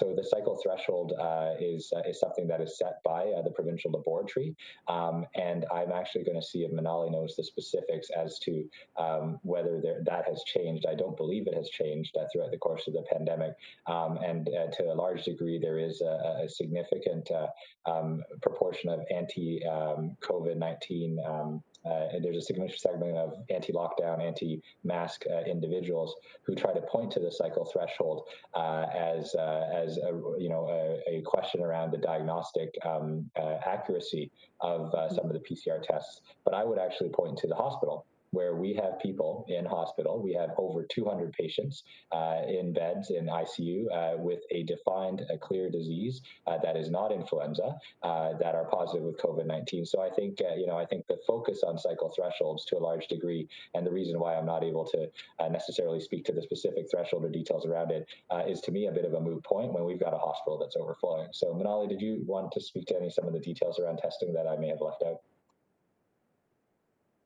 Thanks, Dr. Lowe, and thanks for the question. So Dr. Lowe, I don't have anything additional. I know that from the Public Health Ontario lab, that essentially most specimens that are testing positive at the lab are found after a low number of cycles are run, and so each of those is important to follow up. And to your point, I think in terms of the Public Health Ontario lab, there have been no changes to that criteria since at least the fall. Okay, that's great. And Dr. Lowe, thank you for the comment regarding the number of folks that we're seeing being hospitalized. And I think you are correct. There are some people out there that they're anti-COVID, they're anti-masking, they're that. And so this is where a lot of this sort of controversy is coming from. But to your point, we've seen a lot of the hospitals at capacity and they're very concerned. The doctors are very concerned at the hospitals. So thank you for that. Do you know what percentage of asymptomatic residents are tested in each of our lower tier municipalities? So through the chair, I'm going to give that one to Manali because she is the data guru. Manali? Okay. Thank you, Dr. Lowe. Thank you for the question through the chair. That's actually something that we will need to take back. I don't have that with me at this point. Okay, that's great. Thank you. I'll follow up with you offline. Thank you. And with regards to the primary care physicians that are and the pharmacists that are administering the vaccines, is it only the AstraZeneca that's available to those primary care physicians and pharmacies?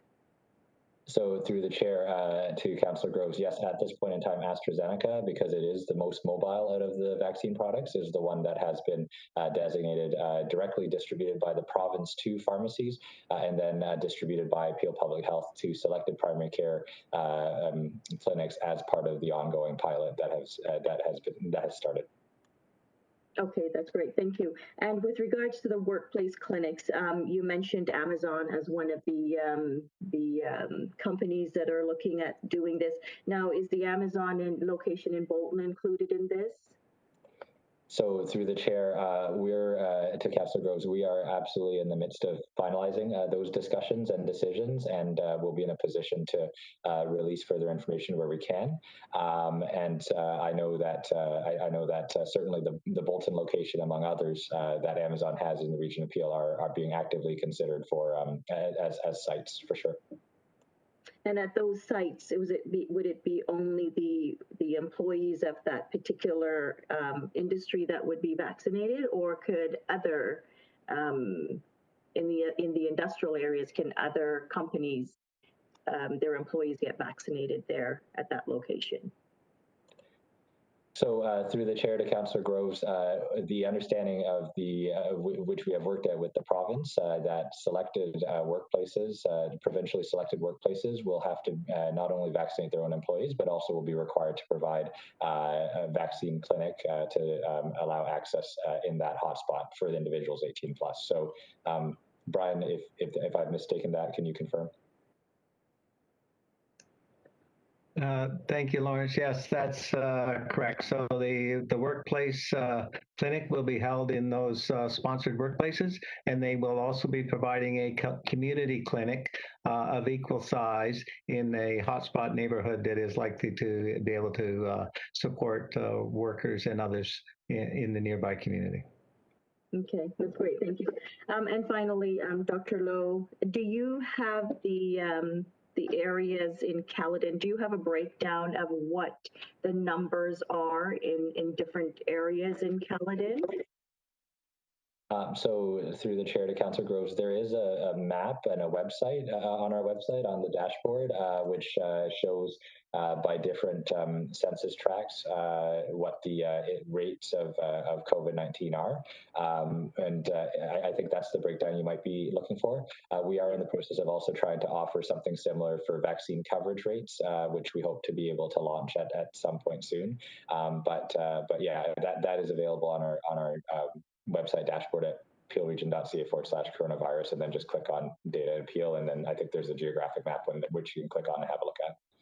Okay, that's great. Thank you. And Dr. Lowe, I guess I look forward to you coming back to us with an answer from the province regarding having, identifying all of Peel as a hotspot for these vaccines, because we've been identified as a hotspot for other things during this whole pandemic. So we should have been identified as well for the vaccines, all of Peel, because I know my residents in the L7E area are very concerned. And I hear it daily, and I see it on social media daily. That they want to be included because they're very concerned. So I look forward to you coming back with some good news from the province on that. So thank you very much, and I think, Mr. Chair, that's all the questions I have for now. Thank you. Thank you, Councillor Sato. Thank you, Mr. Chair, and thank you, Dr. Lowe, as usual. I want to say At the start, Mr. Chair, that a couple of weeks ago, I think it was Councillor Paleshi or Councillor Medeiros had asked that you arrange on the off weeks of council that we have at least a 1-hour session with Dr. Lowe and Brian to discuss COVID issues, so that we were doing it every week, not every 2 weeks. Unfortunately, Dr. Lowe, I know you've been extremely busy and you have not been able to come to our city council meetings, our general committee meetings on those off Wednesdays, but leaving 2 weeks in between does not give members of council much of an opportunity to be able to ask the questions directly and have our residents hear the answers. So, Mr. Chair, I would ask that you arrange for that, because I think it's important, especially now with things changing so quickly, that we're able to get this dialogue publicly every week rather than just every 2 weeks, which a lot happens in 2 weeks. Having said that, I was extremely disappointed this morning when I saw that the Premier was going to make an announcement at, I think it was 10 a.m. I thought, oh, good, sick days are finally going to come. Well, they're still thinking about it. So that was very disappointing. I'm not sure why. It's kind of a waste of time, but hopefully something is going to happen, especially because of the Section 22 that you've invoked that starts tomorrow, which I fully applaud. And I've had a lot of comments from my citizens that one of them said, you should be very proud of him. And I said, yes, I am. Somebody is doing something for our citizens in Peel. It's not the province of Ontario, but you are taking action, and I think that's good. With regard to the clinics, so I'm glad that you're working with Amazon, and Councillor Carlson and I have a very large Amazon distribution warehouse. It's in his ward, right on the corner of my ward, right adjacent to my residential community of Meadowvale, which is also one of the, it's in with one of the postal codes. So I'm assuming that they would probably be one where there's going to be a vaccination clinic, and you don't need to confirm that. I'm going to assume it. So my ask is that I know I read through all of the requirements from the Solicitor General's office that one of my other companies provided to me, that they have to host a clinic for the adjacent community. So I'm looking at that if Amazon on Mill Creek hosts a clinic, then they would be hosting one for the Meadowvale community, as well as the community to the east, which is in Councillor Carlson's ward. Who decides where that clinic is held, and who decides how the clinic is run? The last thing I want to see is that inhumane fiasco that Toronto is running, where people have been lining up in the snow 2 days ago, overnight, standing in line, freezing cold for 5, 6, 7 hours, some of them not even getting the vaccine at the end of the day. That's not how you treat people in vulnerable communities. And I saw that North York, they did it that way the first day, the first come, first served, and then immediately the next day they switched to giving people a ticket with a time.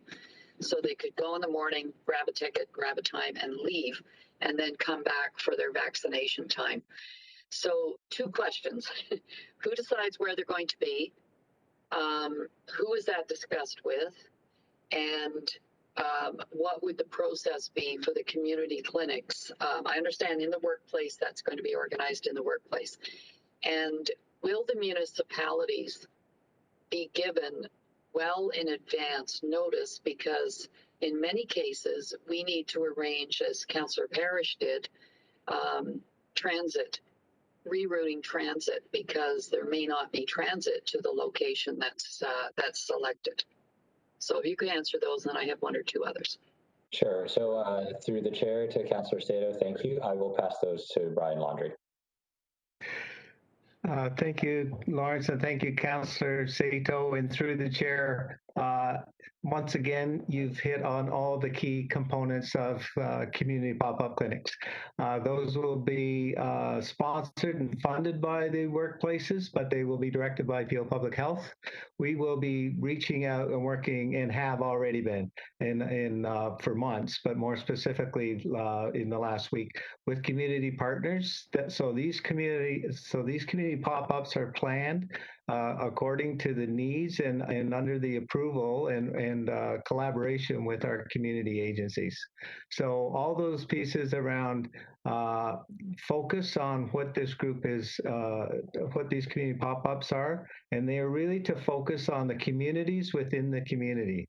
I would submit that to put up a general pop-up clinic within any community is really just asking for those who are those early adopters and able to get to those clinics,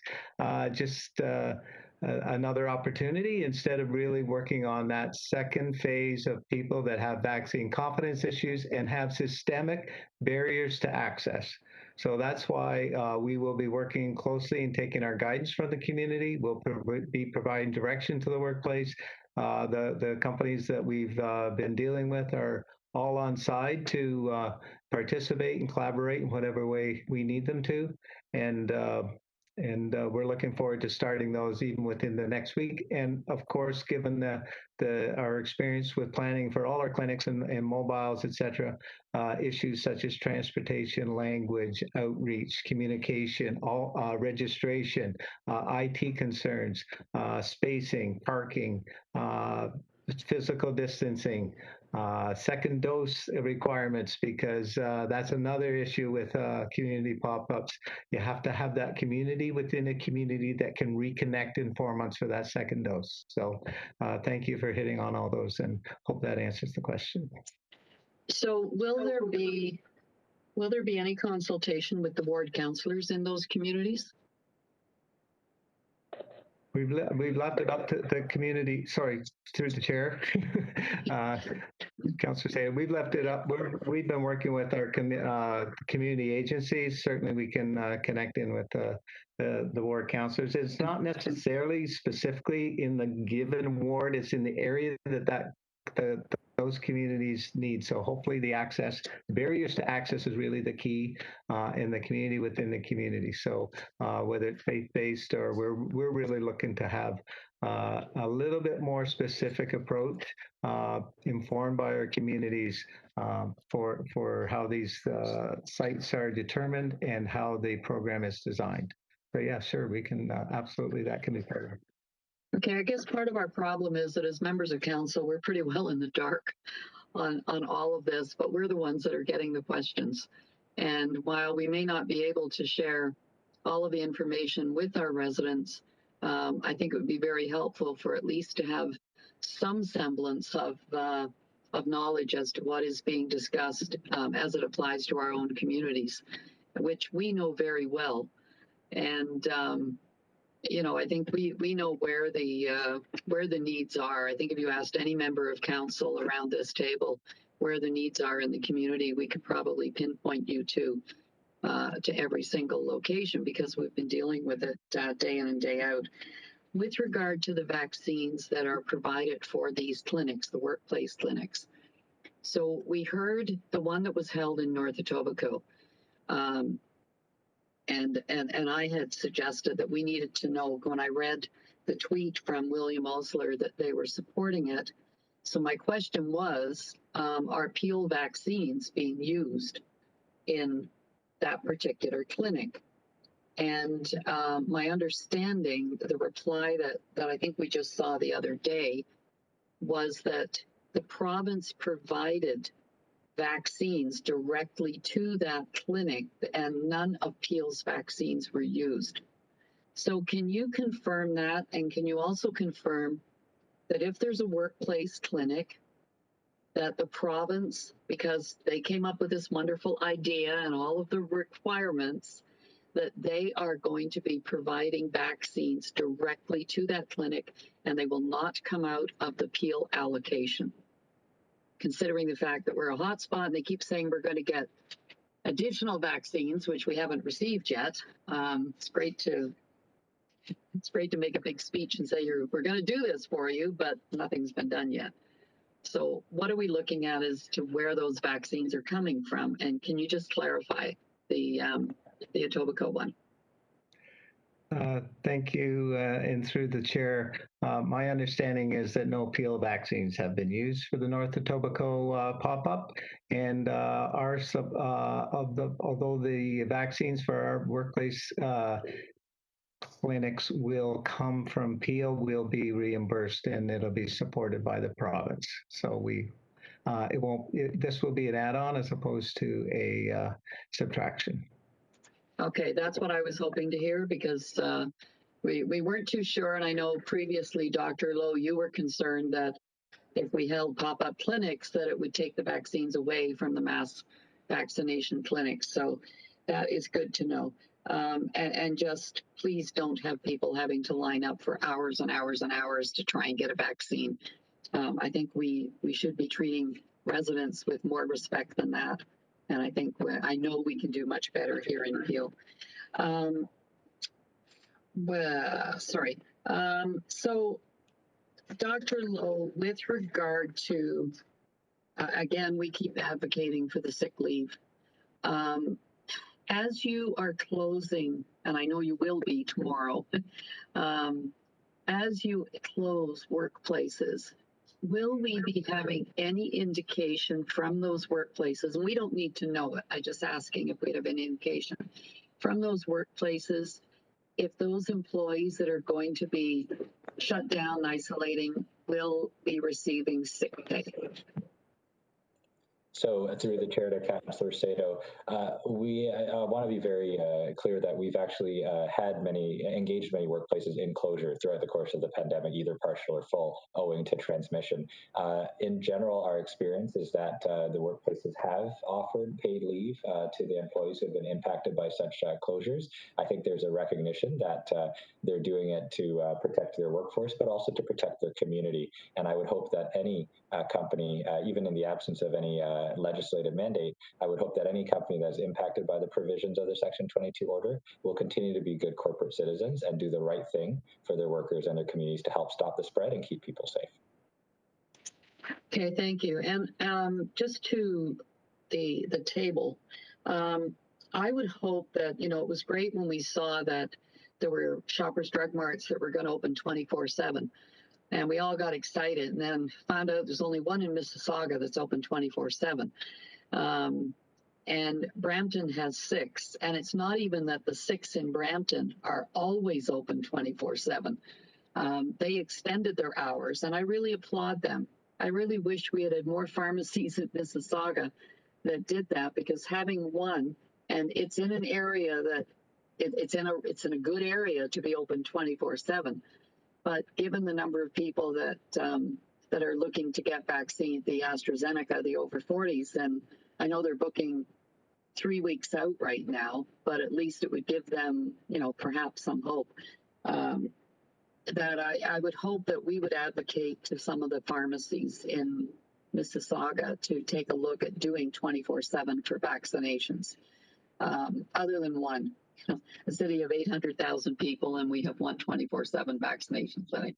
And my final question, Brian, I know it depends on vaccines, but my residents have asked if we will be, and I know we talked about this with Trillium, that they are able to run at UTM 24/7 if they have the vaccines. Can we run 24/7 at all of our mass clinics if the vaccines come in? So through the chair, Councillor Sato, thank you for the question. That is an option, but I'm not very optimistic that we would have the human resources to be able to do that at all our clinics. We're trying to increase our capacity to as much as we can, not only based on vaccine supply, but also on human resource and other system capacities. So we will still achieve our goal of vaccinating Peel residents as quickly, safely, and effectively as possible. An option for that 24/7 in pilot phase at an appropriate time remains an option, but at this time we wouldn't be able to accommodate that kind of capacity. You're on mute, I think. Yeah. Sorry, I guess I double clicked. So my final comment is, after your comment, I had an organization who is working in Niagara with Niagara Health right now. They are located in Peel, and they are providing volunteer support at clinics, at the vaccination clinics for Niagara region. And they have a wide variety of expertise, including medical. They have people that can give the vaccines, they have security, they have organizers, they have administration. They offered to provide these volunteers to the region of Peel, and the response I got was, we're doing fine, we don't need them. So I'm going to leave that with you. I was not happy with the response, and I let the CAO and Commissioner know that I was not happy with that response. But I assumed that, I guess we were okay. We had lots of staff, and now you've told me we don't. So I think we need to have a better system when we get offers of people to volunteer to work, to provide vaccinations, to provide the backup, the support, and the actual putting the needles in the arms. I mean, they could even do that. And we're turned down. And I really hated going back to this person and saying, sorry, Peel's got all that we need, because I didn't think we did. So I would really appreciate it, Brian, if you could follow up on that, because I think we get offers like that. We need to look into it a lot more than just saying, sorry, we don't need it. Anyway, thank you both for all you're doing. And Mr. Chair, I would hope that you would schedule these sessions more often than every 2 weeks. I think it's important. Yeah, I can think that'd be a difficulty for a few reasons. I was just discussing it with the clerk, and she's made the point, but we've discussed this before. We already have the mayor's meetings, plus Dr. Lowe or other representatives regularly attending the local council meeting and town halls. We also have the websites, and Councillor regularly receives one-on-one one-pagers that we've asked for. And I think the bigger concern is we have to let the team do their work. But by definition, you're asking me to schedule an emergency council meeting. I guess we only do that on Thursday, so I guess we have to cancel all the committee meetings on that other Thursday. And again, how much more do we need Dr. Lowe and his team to go to individual events? One of the thoughts that I had is, for example, I'm sure there's a lot of MPs at the federal level that would like to talk to Dr. Tam once a week as well, but it's kind of hard with 300 MPs. I guess provincially it can be done. But if you can find an administrative way that we can do it, if you want to refer it to policies and procedures, I'm happy to. And remembering that I need quorum as well, which always isn't forthcoming sometimes. So there's a lot of resources that are required to do. I see you nodding your head, but it's a fact, Councillor Sato. And finally, Councillor Sato, it's not as though a lot of this is just questioning, to be candid to my colleagues. I think a lot of this is for the colleagues to make their statements on the subject as well, as opposed to just putting their questions forward. So ultimately, it comes down to a question of the resources that we have and how much more time we can take from Dr. Lowe and Brian Landry from all the other matters that they have. And then the practical implication, where do we schedule it on our agenda? And it is an emergency council meeting, and there's only certain authority under which I could do that. But as always, I'm willing to hear what the team has to say. If you want us to take them back and see how it could be made to work, great. I'm not convinced of what the value added might be. And the clerk has the challenge of how do we formally, regularly schedule it when everybody's time is at a premium. Well, Mr. Chair, maybe then my suggestion, because we as councillors don't get to ask these questions every week, We don't get to ask questions where there are answers from the experts, and quite frankly, it's quite frustrating to not be able to get the answers. And we do not want to inundate Dr. Lowe with emails, and quite frankly, sending them through the clerk's office is cumbersome when, you know, a week later you might get an answer back. So perhaps at least, because I don't expect residents to go in and watch this meeting and try to find out where everything is, perhaps having the presentation by Brian, Dr. Lowe, and Dr. Lau to and Monica to put it on a video and post it, not just on the region's website, but post it on Twitter and Facebook, so that residents can at least have the benefit of hearing the same presentation that we heard today.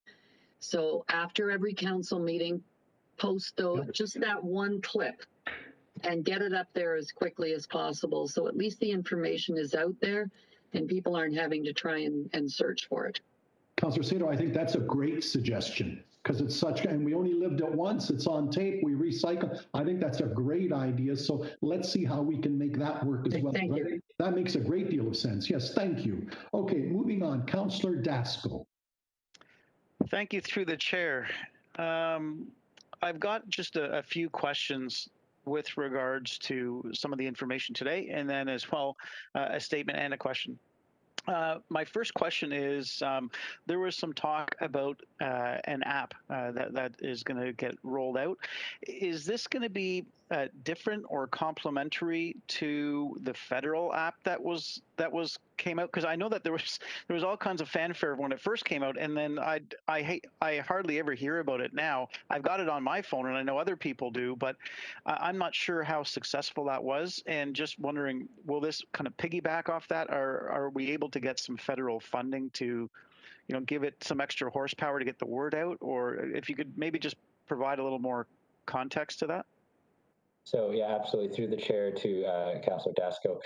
First of all, in respect of the COVID Alert app, I think it is still a strong recommendation, of course, that everyone download that if you have a phone. And there are enhancements that are being considered at the Public Health Agency of Canada, both for the app as well as its application. You know, we recently had a conversation with the Public Health Agency of Canada looking at using it to scan QR codes upon entry to places. And obviously, we've paused that project because most of the stuff is closed now and we're under a stay-at-home order. But in the event that we do start to reopen again with confidence, that may be something that comes into play to increase the functionality and reach of that app.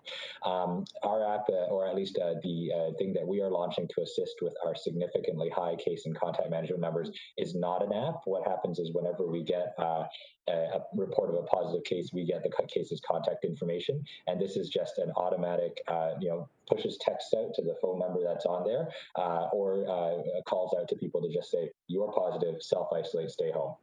So it's actually a push thing from our end as opposed to a download app for our residents. Okay, thank you very much for the clarification on that. Sorry, I didn't quite get that. I'm looking forward to actually seeing some of those enhancements to the federal app. I think that would be very useful. Especially speaking to, as I mentioned, I never question your science. I always just question what the provincial plan is in terms of what they're closing down and things like that. So this QR code, I think, would dovetail extremely nicely into getting people back on track. My other question and comment first is, I guess several months ago, we have talked about the possibility of separating, say, Mississauga from Brampton or something like that. And we were always told by the province that, no, we're one health network. We all have to be together. We're Peel. You can't hive things off into different areas.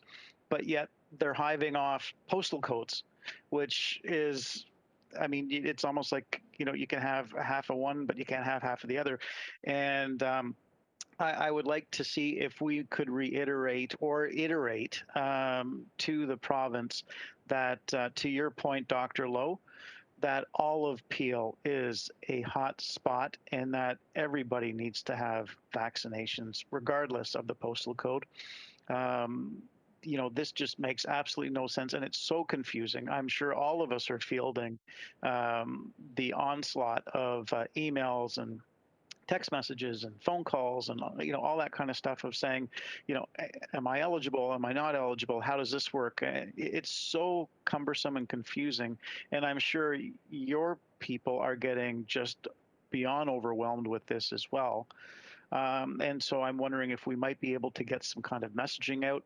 And I ask perhaps the chair would be willing to send out a message as well to the Premier and the Health Minister, asking that we get considered a hot spot as Peel.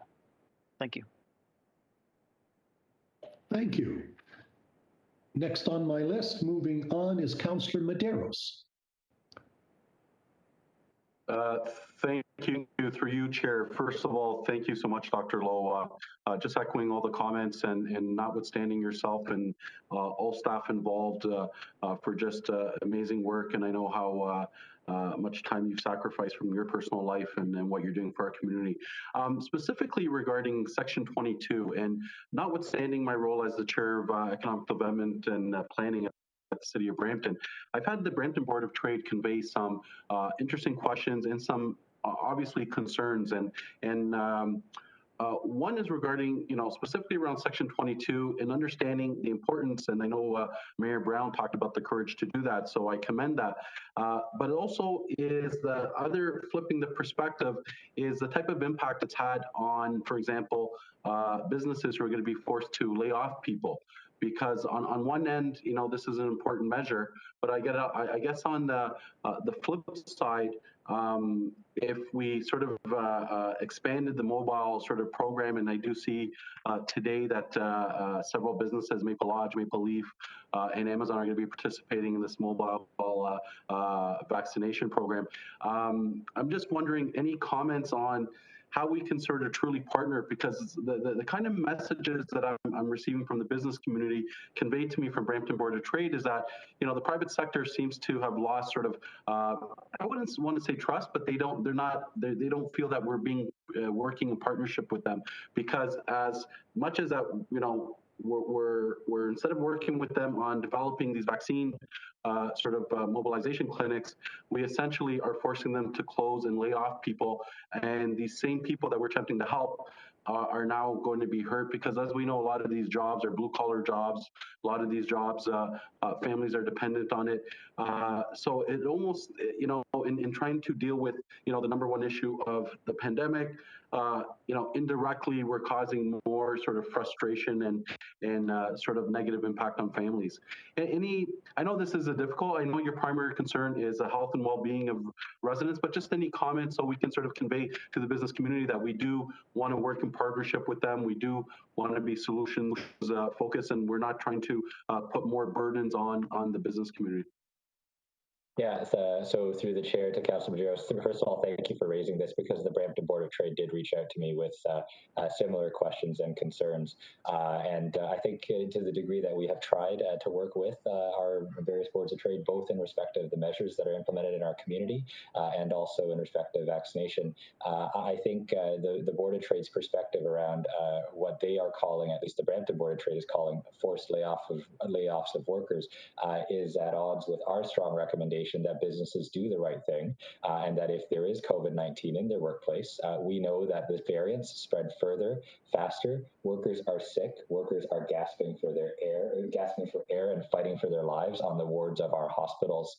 And so, I mean, it would be really, I would counter to the Board of Trade's argument, it's up to businesses to do the right thing.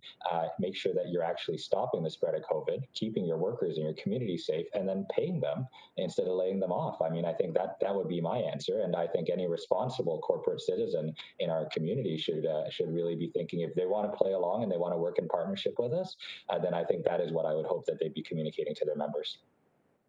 Yeah, and thank you very much through you, Chair. Just as a follow-up, I do appreciate that these conversations are there, and I thank you, Dr. Lowe, for keeping those channels of communication with our business community, because we know the impacts they're having, and we know how important our essential workers are. Do we have any numbers up to date? And again, if it's not possible, that's fine after.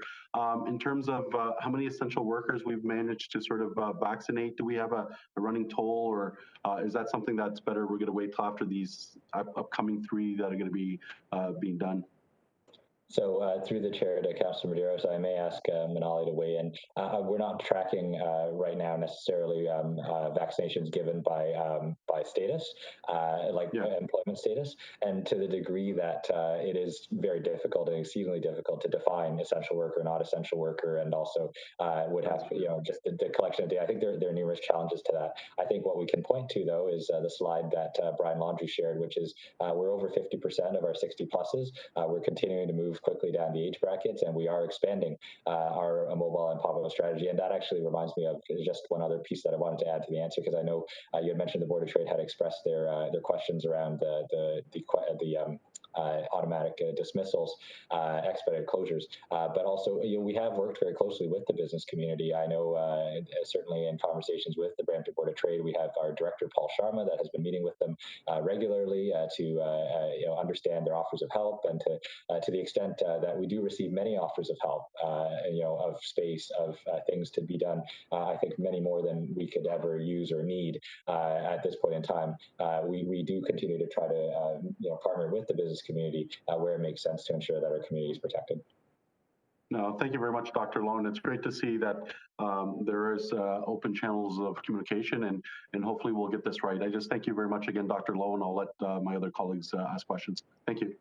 Thank you. Councillor Palleschi. Thank you very much, Mr. Chair. Dr. Lowe, I'll use this opportunity to say thank you. You're in the spotlight, you're getting yelled at, you're getting negative stuff thrown at you, but I want you to know that we appreciate you, your team, we love you. To Janice, all your team, the commissioners, we appreciate everything that you're doing. We love you all.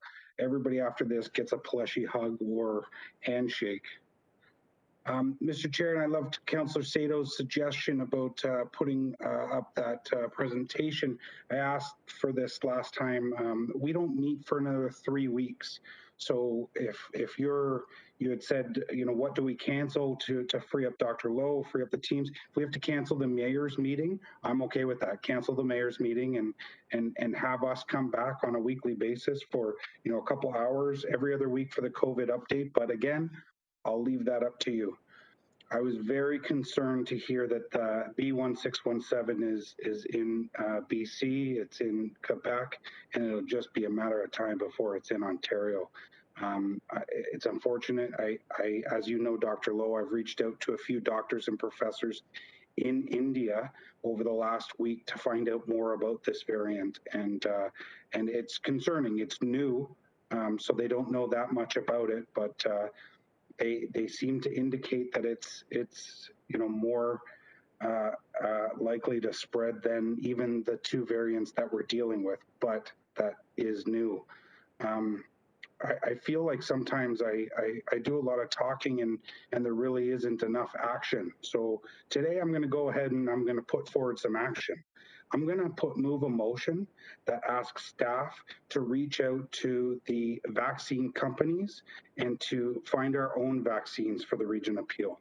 I don't know why we can't do that. If anybody says to me that we can't do that, then I ask why we can't do that.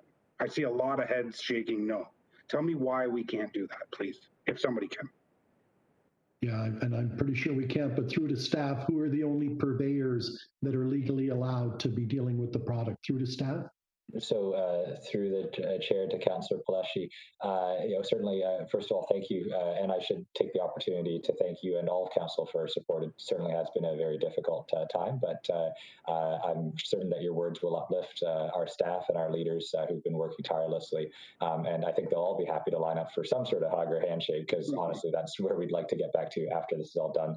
I think there's 2 things that I would actually, if I could address 2 things, Councillor Palleschi. First of all, I do, even though the 1617 variant is here, I do really think there is still a value and merit in trying to, and I'm sure you will agree, look at the border again, especially as we continue to get our vaccination rates up. We do know that there are many countries around the world that do not have this under control. And as we know, with that spread, certainly we are very concerned for the citizens in those countries countries and what they're enduring, but also from a scientific perspective, that represents significant variant factories.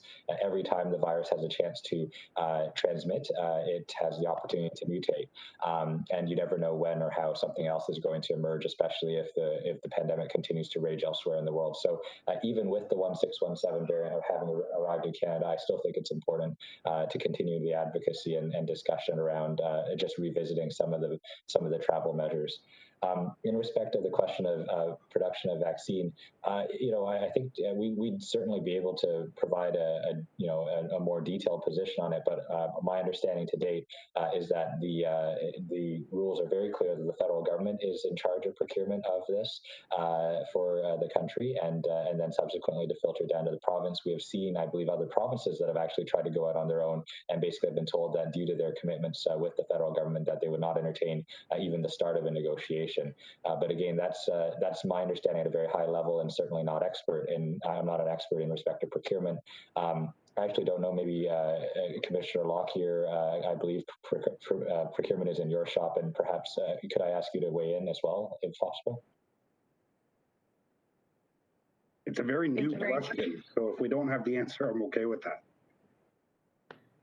Thank you very much, Dr. Lowe, and through you, Mr. Chair, to you, Councillor Pelletier. It is an interesting question, and the procurement itself would be secondary to the actual ability legally to be able to pursue it.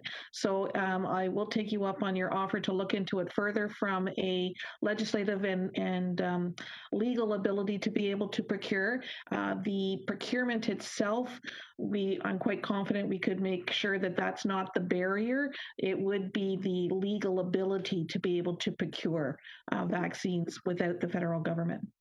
And that's what I keep hearing, thank you. And that's what I keep hearing, and I kept on hearing that the stop is going to be at the actual vaccine manufacturers, where they're going to say, no, we're currently dealing with your government.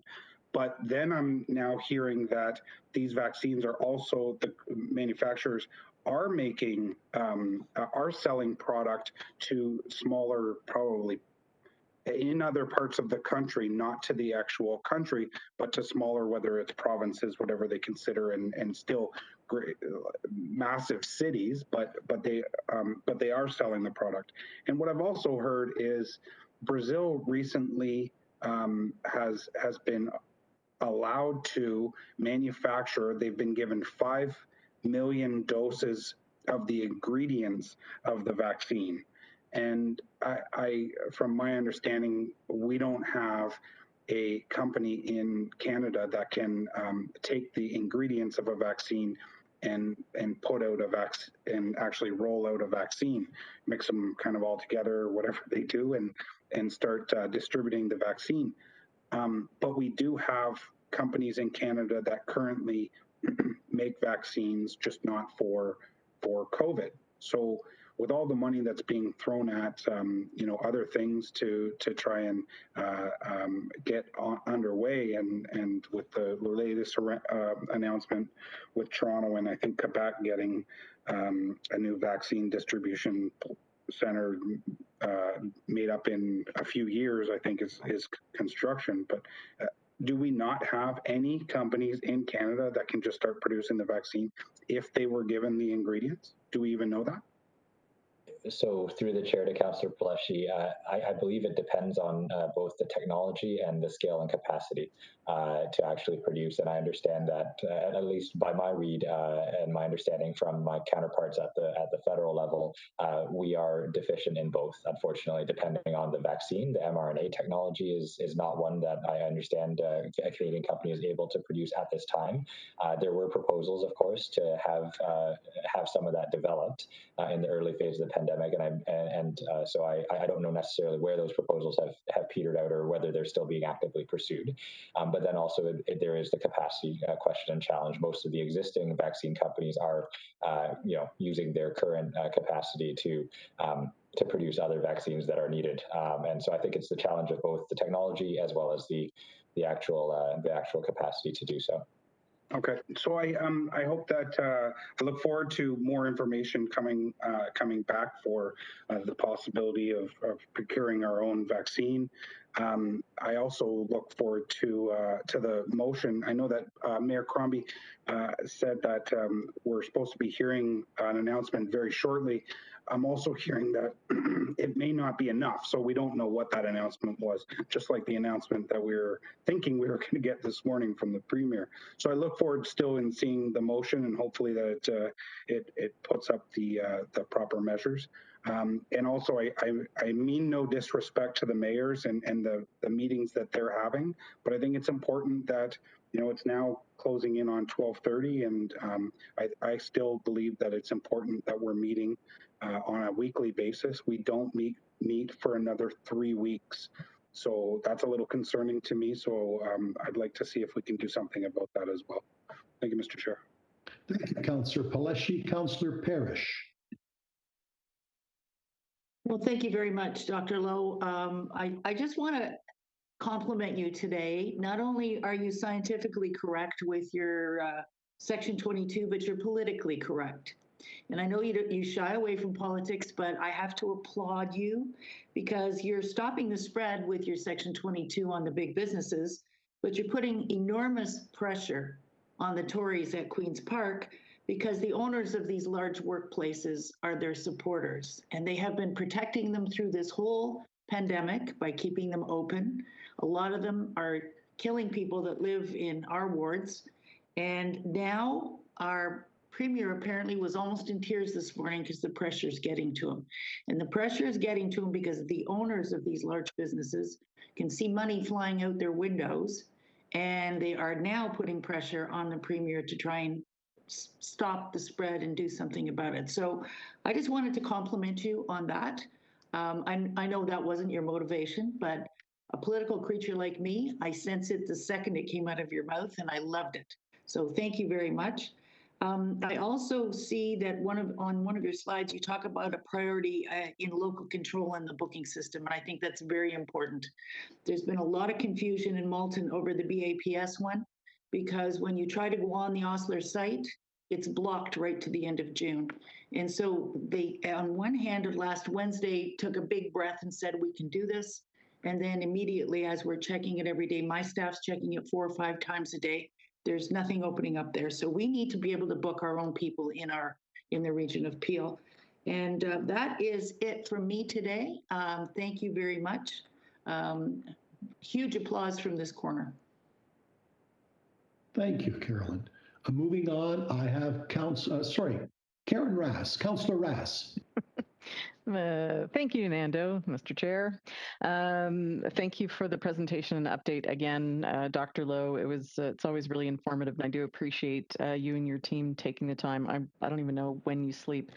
So I'm going to be very brief. Most of my questions were answered, but I do have one manufacturing facility in the southwest corner. It's the second largest industrial area outside of the airport. Lots of distribution, lots of manufacturing, and close to an area that is not in a postal code hot zone, but is traditionally one of the higher density locations in Ward 2. And I'm just wondering if we have one of the larger manufacturers who have approached me, and I know that they've approached Peel Health. They want to do a community pop-up clinic. We aren't in a hot zone, but it certainly makes good sense to do it, given it's in the furthest southwest corner of the city and targets high-need neighborhoods and also those types of workplaces that are susceptible. So how can we move this forward if we're not in one of the hot zones for postal codes? So through the chair to Councillor Raz, I'm going to ask Brian Laundrie to weigh in, but I'll start by saying, we have worked with the province around this expansion of our mobile capacity. The province has very specific criteria, and one of them I do believe is that it has to be in a hotspot. Again, it goes back to the idea that perhaps all of Peel should be designated a hotspot just to make our operational and messaging consistent and easier. But I think overall, though, we are looking at where the pilot goes with the 3 companies that were announced April Maple Maple Lodge, Maple Leaf, and Amazon. And somehow I put Amazon and Maple together and came out as Maple. Anyway, but long story short, those three. We're starting with those three, and then I believe the ongoing process and discussions with the province will lead to the province selecting additional workplaces. But Brian, perhaps you could expand on Councillor Raz's question. Thank you, Councillor Raz, and through the chair. Access is really important, regardless of where you live in Peel. I think maybe I need to clarify the access to our mass clinic sites, which I didn't want to leave the impression that we weren't adjusting. We're increasing that capacity from 7 o'clock in the morning to 11 o'clock at night based on our community's wishes. And we have the staffing to support it. And we do get a lot of requests for space and for other types of support. Often it doesn't pan out, but it for sure is always captured in the event that as this pandemic continues to roll out and our vaccine plan needs to adjust, we're available. Similarly, with the community pop-ups throughout Peel, 85% of the population lives in a hotspot FSA. We'll work with those communities within their communities, and our expectation is that most of the population will be covered even within those non-hotspot areas through our goal to vaccinate residents as quickly, safely, and efficiently as possible by rolling down through our age groups. So all these things are in play, and as they continue to roll out, we continue to look at the opportunities and take advantage of them with our not only through our own planning, but through whatever provincial opportunities we can leverage, and certainly with our community partners. Okay, thank you. Last question. Should we be doing a regional council resolution to ask the province to treat the region as one entire hotspot rather than individual postal codes? Mr. Chair, can I make that motion? Yes, I'm taking that as direct. I would love a formal motion on that I hope is unanimous, because I think that would be very, very appropriate. I'm happy to move that. Thank you. I'll take it at the appropriate time. And I'm happy to second that, Mayor Chair Anika, Councillor Grove.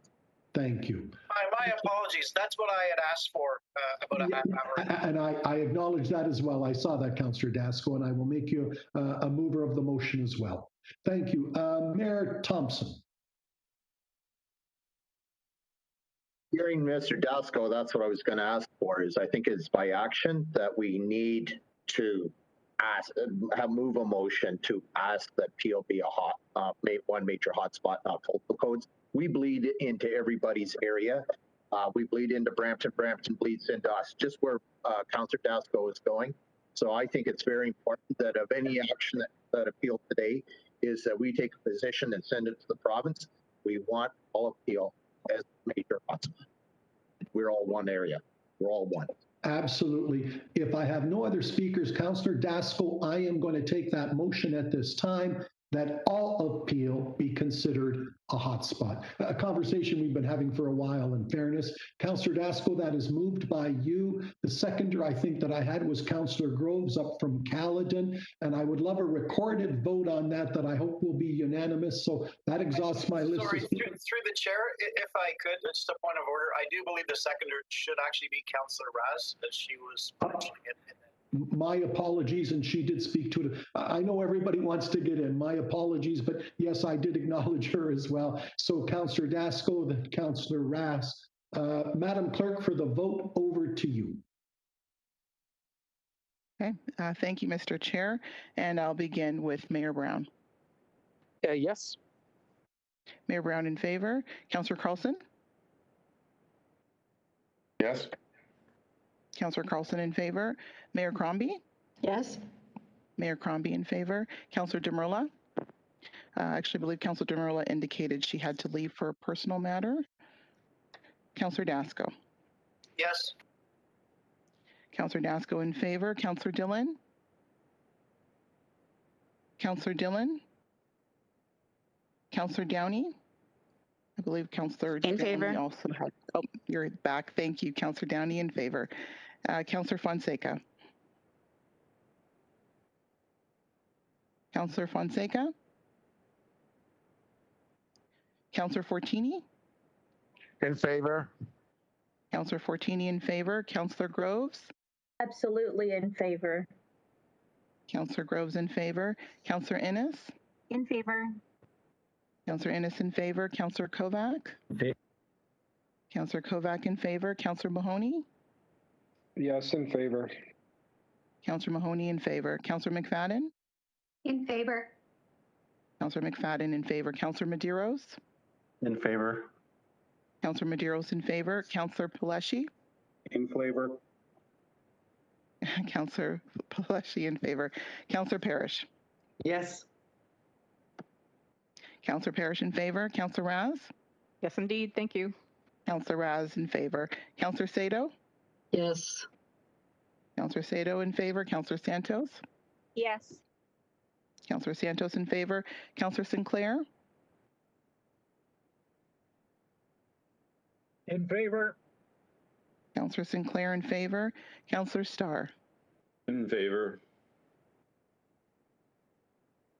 Councillor Starr in favor. Mayor Thompson? Enthusiastically in favor. Mayor Thompson in favor. Councillor Vicente? Yes. Councillor Vicente in favor. And I'll circle back to Councillor Fonseca. I know she was having some technical problems. Councillor Fonseca? Okay, thank you. The motion carries. Carries unanimously. Thank you. With that, I'll take a motion to receive the presentation, the great questioning as well. All those in favor, any opposed? That is carried. Thank you. What I'm going to do now, perhaps we're going to take a break till 1, at which time, so I can give the back office a break there. Chair Unica, I wonder if I could just interrupt for one moment. I believe Mayor Brown had indicated he was intending to bring a motion. Could we maybe inquire at this time if that's still his intent? It's Mayor Brown here. I know, has there been any activity from the federal government indicating today that they're going to close or do restrictions on the airport? We're just waiting for the press conference, Mayor.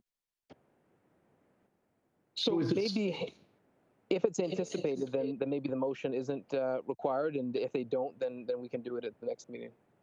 Okay, thank you. And with that, I know we have Christine Tu's presentation still, so we will take that at 1 o'clock, as I say, just so I can give the back office a break. So we're going to recess till 1. Thank you.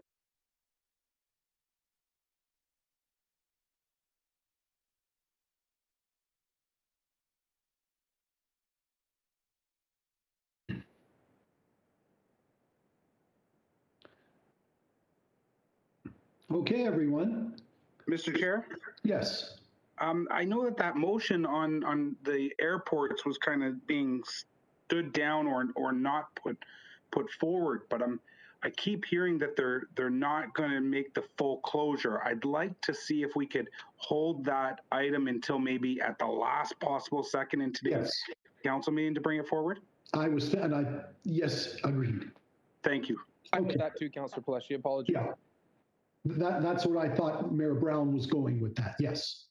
Okay, everyone, we're back. We're here for item 10.1 now. Presentation, Christine Tu, the Climate Change Master Plan. Christine. Thank you, Chair Anika, and through you. Good afternoon, Regional Council. It's Earth Day, and right now, U.S. President Biden is hosting Justin Trudeau as one of 40 world leaders for a summit on climate change, setting the world stage to re-energize effort and address humanity's greatest challenge. It's been over a year since the last report on climate change was presented to Council. And during that time, more than 80 billion tons of carbon dioxide has been emitted into the global atmosphere. The time left to achieve critical goals is passing. Accelerating deep climate action that is equitable and inclusive in the region and beyond has never been more urgent than right now. Go to the next slide, please.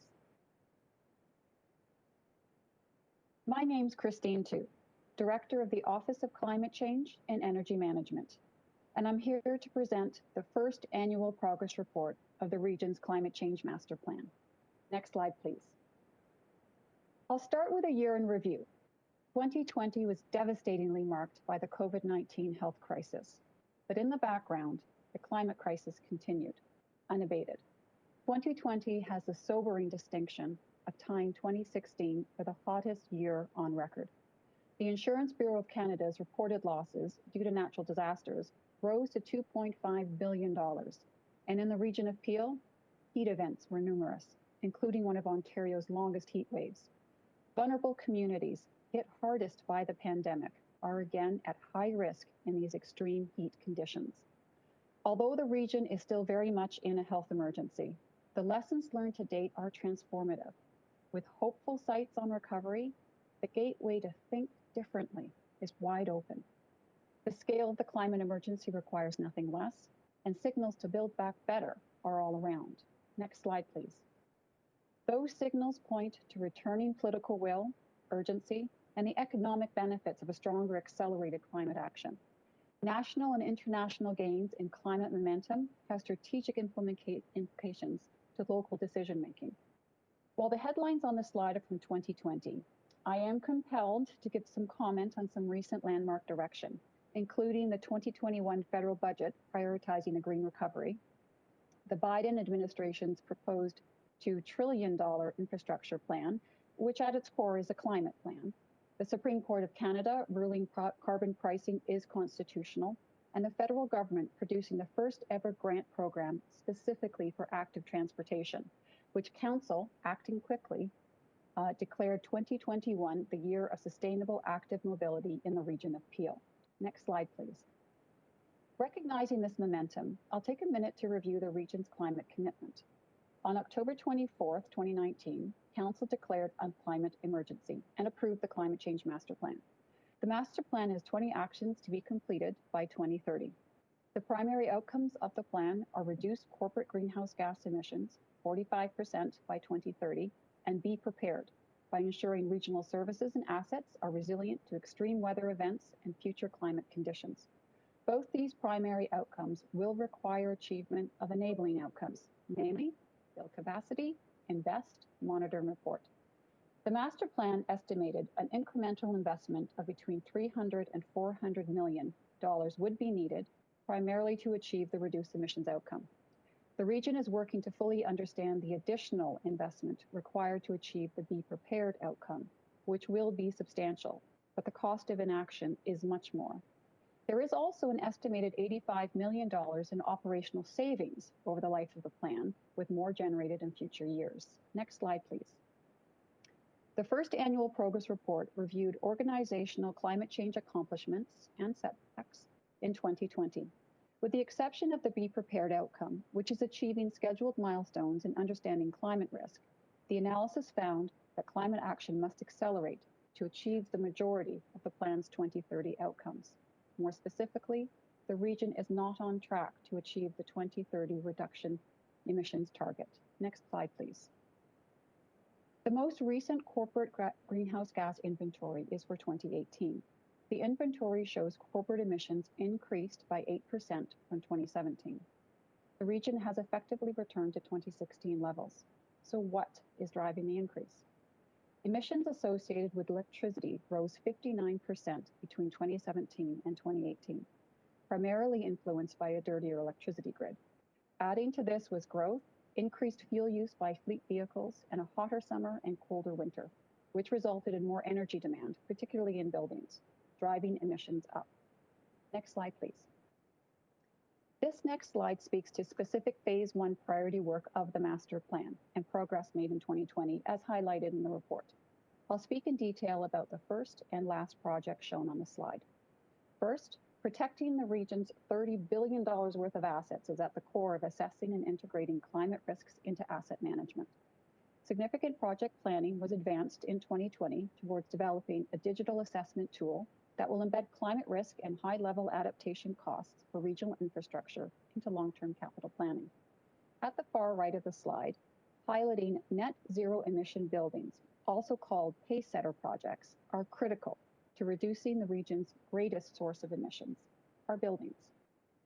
While 5 pacesetters are scheduled to be constructed by 2023, only 2 feasibility studies were completed and a third initiated in 2020. These included a headquarters retrofit, an affordable housing new construction site, and affordable housing retrofit. The other Phase 1 projects, updating operational plans with a climate lens, the engagement strategy, and the climate change financing strategy, are all needed to truly champion meaningful climate action.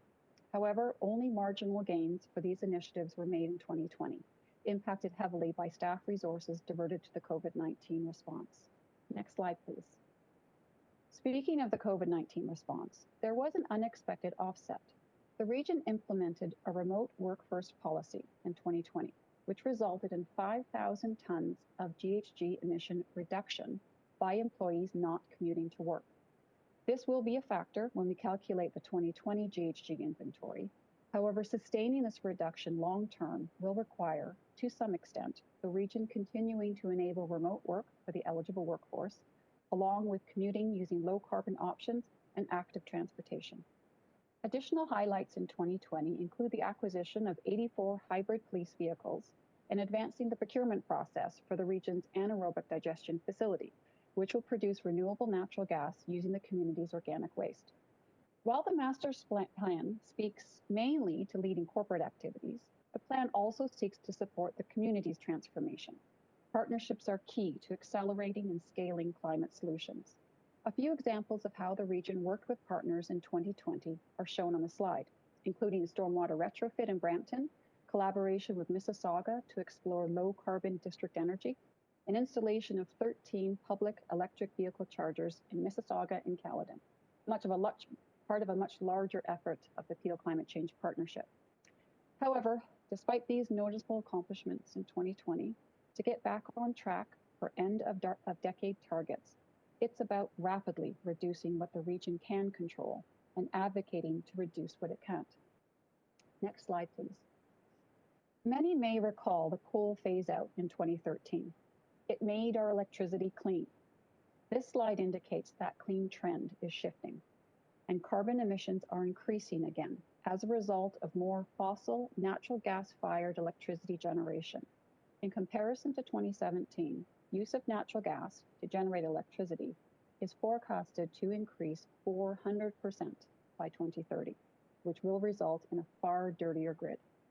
Using electricity to heat buildings, power processes, and move people and goods is foundational to the Climate Change Master Plan. Without access to low-carbon electricity, achieving the region's 2030 emissions reduction target is at risk, and the magnitude of higher province-wide GHG emissions will present serious environmental risk. To help prevent these impacts, the report recommends advocating to the provincial government to plan to phase out fossil natural gas use for electricity generation as soon as possible. Next slide, please. Governing the next steps is a balance. There is urgent need to accelerate, scale, and finance actions in the plan, and there are current fiscal realities. Taking stock of the broader political and economic momentum to decarbonize and adapt, a strategic approach is to continue implementing Phase 1 of the master plan, including but not limited to assessing climate risks to regional infrastructure, while at the same time advancing net zero pacesetter projects to the design and implementation phase, and getting many more of them shovel-ready to leverage future funding opportunities. This will be needed to catch up, meet critical targets, avoid paying escalating carbon tax, and promote market transformation to the low-carbon economy. Completing the climate change financing strategy is of particular importance, one that allows for new or innovative financing mechanisms to be efficiently explored and applied with appropriate constraint, flexibility. Next slide, please. Just like Peel Region, many municipalities' biggest source of emissions is tied to buildings. A best practice has been to establish tiered net zero emission standards for new construction and retrofits of municipally owned buildings. Headway at the region will be made by also developing similar tiered net zero emission standards, beginning with new construction, the most cost-effective approach to avoid the substantial burden of new emissions associated with a growing population. Next slide, please. In conclusion, the global pandemic has exposed and amplified systemic issues within the old normal. It has revealed how interconnected our world is. Climate change is not different, and very likely the greater threat. Business as usual is not an option. The region has strong leadership and it has a clear plan. Implementing with purpose, at scale, and quickly is the response this urgent issue deserves, and what the residents of Peel have come to expect. With today's added communication, a good example. Thank you, and I'm happy to take any questions. Well done, Christine. And there are. Councillor Groves. Thank you, Mr. Chair, and thank you, Christine, for your presentation. And absolutely, climate change is a very important topic moving forward. So thank you to you and your staff for all your hard work on this. We dealt with this at Caledon Council on Tuesday evening, and one of the things that was raised by a member of the public are those gravel pits. Because we have a lot of gravel pits and quarries and that in Caledon, and of course, from those gravel pits come a lot of pollution in terms of air quality. There's a lot of trucks that are in and out of those gravel pits, and so is this something that the region can consider when we're looking at our climate change strategy for the region? For you, Mr. Chair, thank you, Councillor Groves, for making that connection. It is certainly an issue from a community perspective on how the other sources of emissions are there. The plan really looks to have the region lead by example, where we have also opportunities to look at our own trucking, our own fleet vehicles, which are certainly moving towards hybrid to full electric. And the potential out in the future for hydrogen fuel cell is also an opportunity, particularly for very much larger vehicles, which would likely be the circumstance in the quarries. So I would look to the plan to have the region set the pace, set the opportunity, help explore where the technology is going as well. I don't think that currently we have direct connection to quarry operations, but an example is in our waste management, where we do contract out the garbage truck that pick up the residential waste, the opportunity to help influence what that contract looks like and the emissions that may be associated with vehicles as technology improves can be a model on how other industries can look at looking at their own sources of emissions. So we can certainly be more communicative and amplify what the region is doing as a model. That's great. Thank you so much. And if you can just sort of keep me in the loop, or just keep us all in the loop as we move forward. Thanks very much. Thank you, Mr. Chair. Thank you. Councillor Raz. Thank you very much, Mr. Chair, and thank you very much, Christine, for the report. And I really like how it's laid out, especially with respect to the summary. I don't think you need to be an economist or a scientist to find out where we are in terms of our targets and what we need to do more of. So I think that this is a really great guiding document. So thank you for that. I know that you're, you have a mighty small team on this, and a lot of the other resources have been deployed elsewhere during COVID. And I know that we've declared a climate change emergency. So, what did you have to look at where we are and reprioritize some of those things that we need to do now? For you, Mr. Chair. Thank you, Councillor Raz, for that inquiry. We certainly did have to relook at how best to make an impact. You're quite correct in the resource redeployment and the impact that it did have. But we really do look at this issue as region-wide. So I have incredible colleagues across the organization where in what they do will affect emissions or affect how resilient we are. So we've looked to some of the larger sources of emissions in the region. Buildings is one. We also have significant in processes. And we have reached out and working directly with those portfolios to reprioritize what are we going to do next in this current condition and situation. The reference to those pace setter projects, which are really focused on buildings getting to net zero, and how do we do that? What's the technology? Where's the cost involved? What's the timeline to get those done is a highest priority in terms of emission reduction. And yes, we have refocused with that team including our finance team to understand how to finance going from what we're building right now or retrofitting to net zero. So to answer your question, we do look at the highest sources of emissions and working with those groups directly.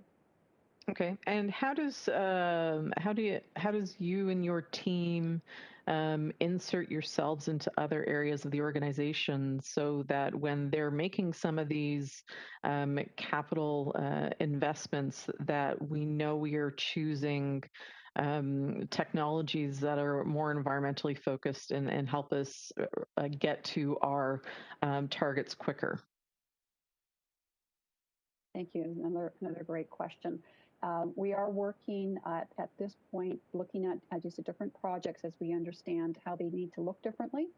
And the feasibility studies that are supporting how we're going to get to net zero from our buildings perspective is now creating the lineup and options of technologies that are very efficient and start to also push deeply at the GHG reductions.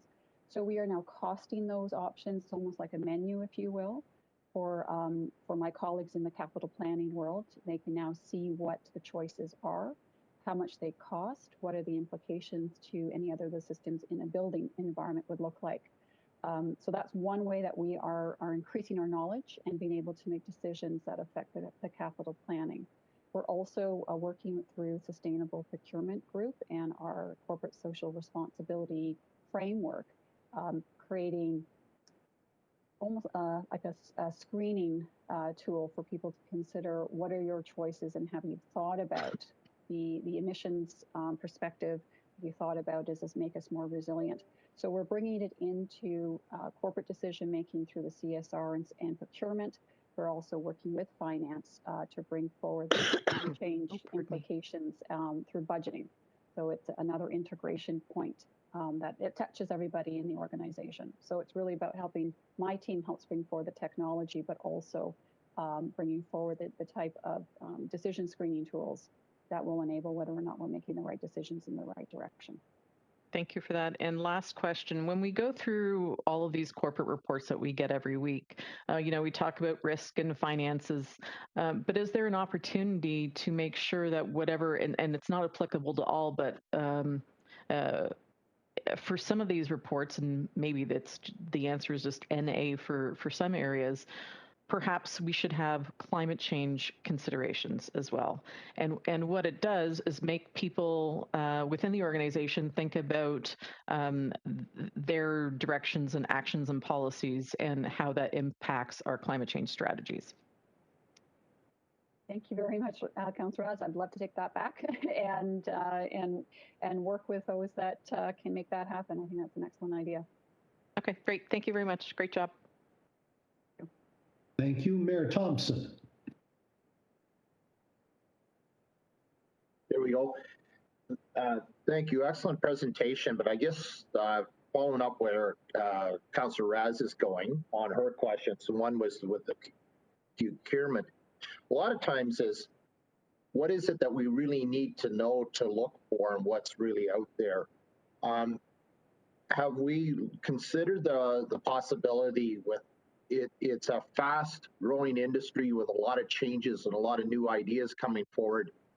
Is there any way that through procurement that we can ask as, we're doing a retrofit, let's say of our wastewater or water facility or anything that we're doing, put a proposal out there to say, okay, what do you have out there that would make a great idea to when we're retrofitting on that to make it carbon neutral or carbon efficiency? What is it that you have out there to let them come and market with what they've got, and then out of that develop a procurement?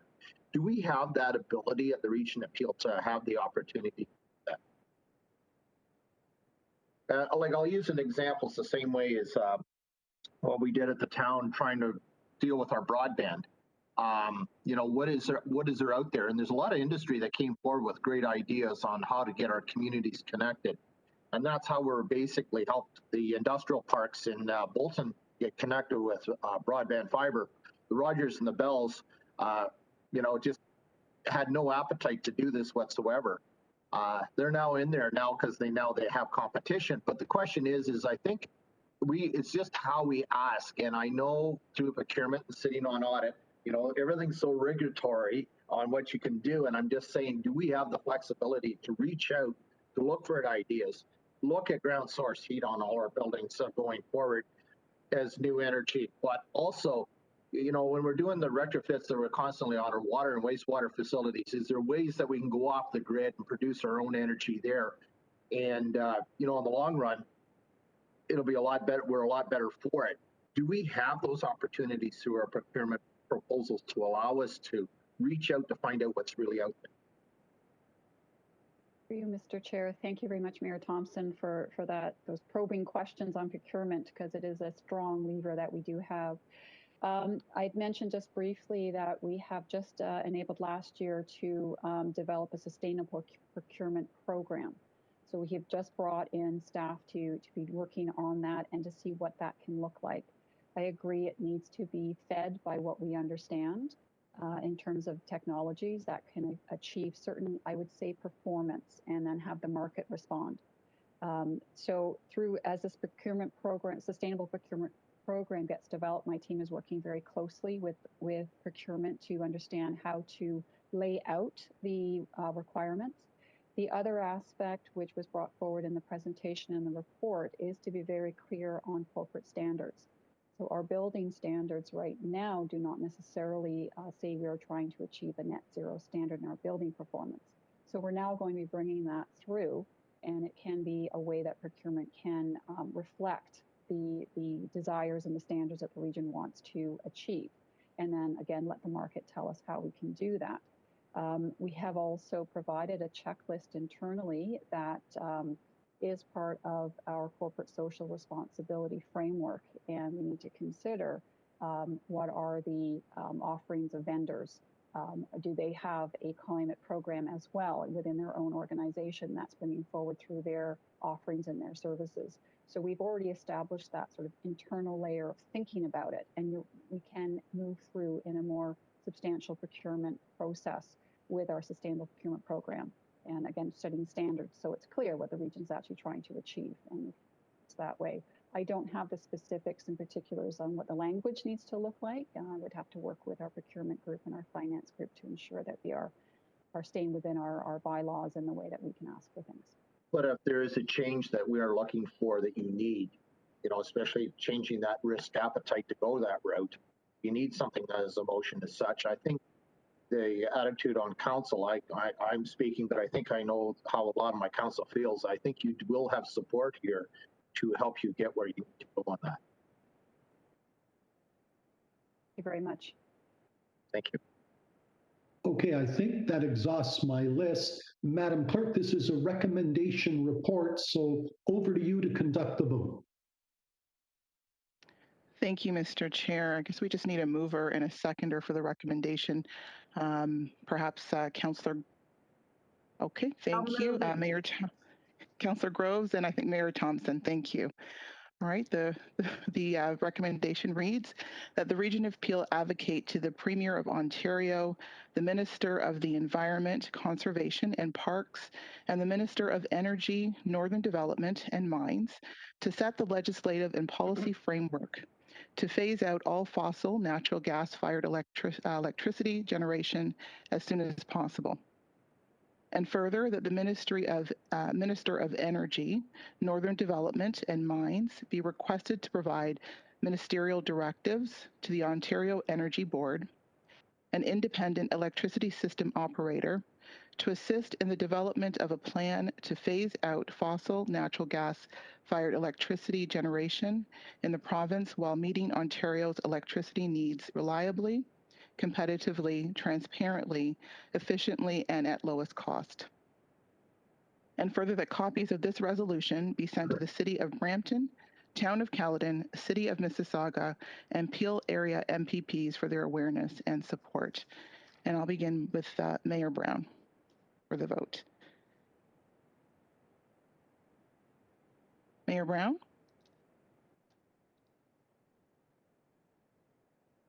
Councillor Carlson? Yes. Councillor Carlson in favor. Mayor Crombie? Yes. Mayor Crombie in favor. Councillor Demurla? Councillor Demurla? She hasn't come returned. Councillor Dasco? Yes. Councillor Dasco in favor. Councillor Dillon? Councillor Dillon? Councillor Downey? In favor. Councillor Downey in favor. Councillor Fonseca? Councillor Fonseca? Can you hear me? Councillor 14?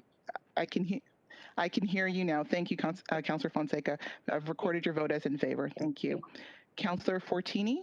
In favor. Councillor Fortini in favor. Councillor Groves? In favor. Councillor Groves in favor. Councillor Innes? In favor. Councillor Innes in favor. Councillor Kovac? Councillor Kovac? Councillor Mahoney? Yes, thanks. Councillor Mahoney in favor. Councillor McFadden? Yes, in favor. Councillor McFadden in favor. Councillor Medeiros? Councillor Medeiros? Councillor Palashi? Yes, in favor. Councillor Palashi? Councillor Palashi in favor. Councillor Parrish? Yes. Councillor Parrish in favor. Thank you. Councillor Raz? Yes. Councillor Raz in favor. Councillor Sato? Yes. Councillor Sato in favor. Councillor Santos? Yes. Councillor Santos in favor. Councillor Sinclair? In favor. Councillor Sinclair in favor. Councillor Starr? In favor. Councillor Starr in favor. Mayor Thompson? Enthusiastically in favor. Mayor Thompson in favor. Councillor Vicente? Go green, yes. Councillor Vicente in favor, and the motion carries. Thank you.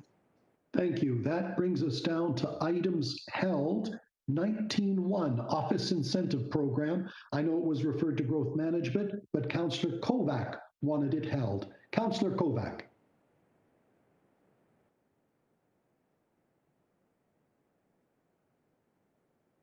John, can you hear me on 19.1? I think we missed him on the last vote as well.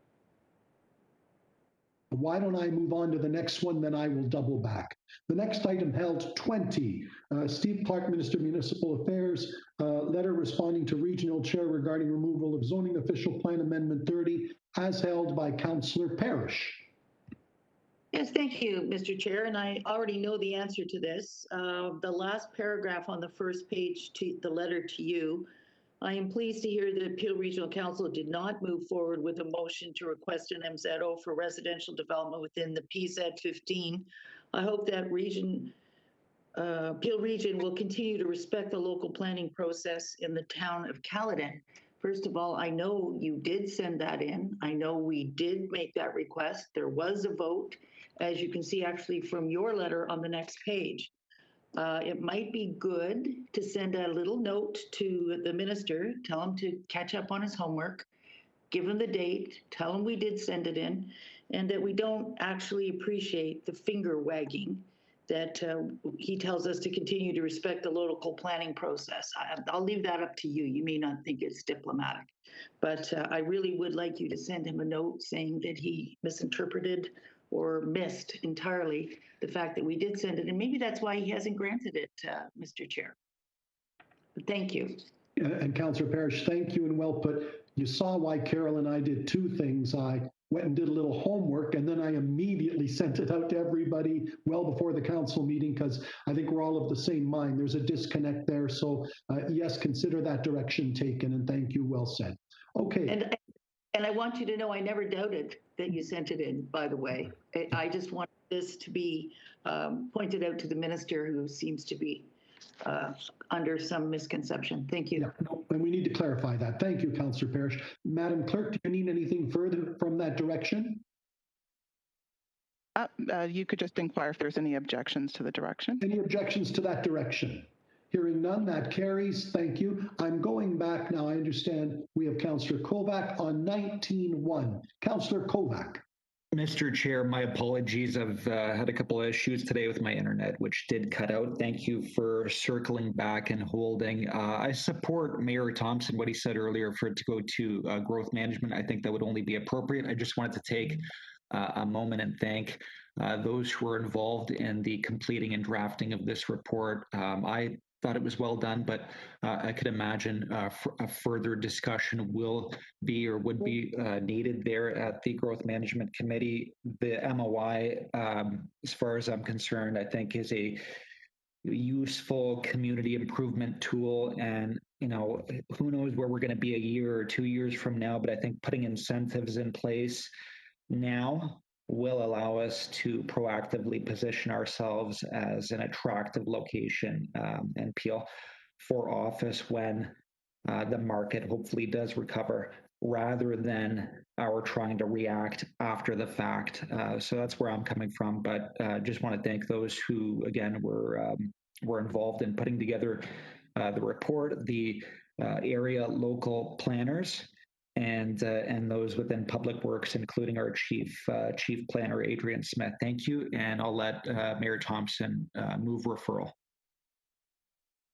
Yeah, thank you for the vote. Over to the clerk.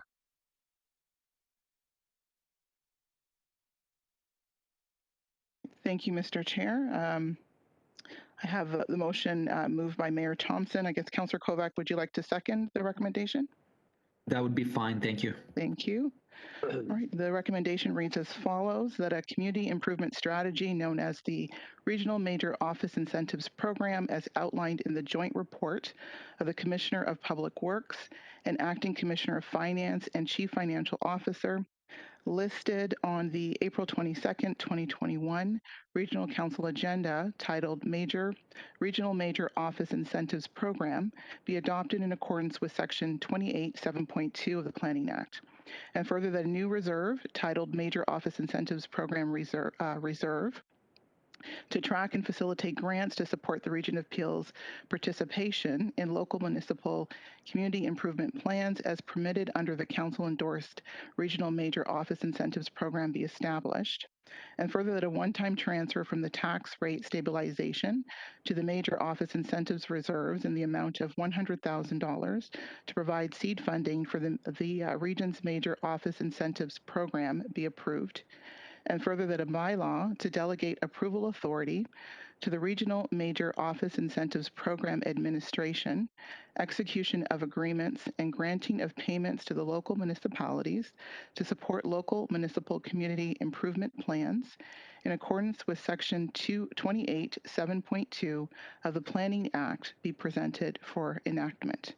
And further, the Commissioner of Public Works and the Chief Planner be authorized to prepare and execute agreements on business terms satisfactory to the Chief Financial Officer and on legal terms satisfactory to the Regional Solicitor as appropriate to administer the Regional Major Office Incentives Program.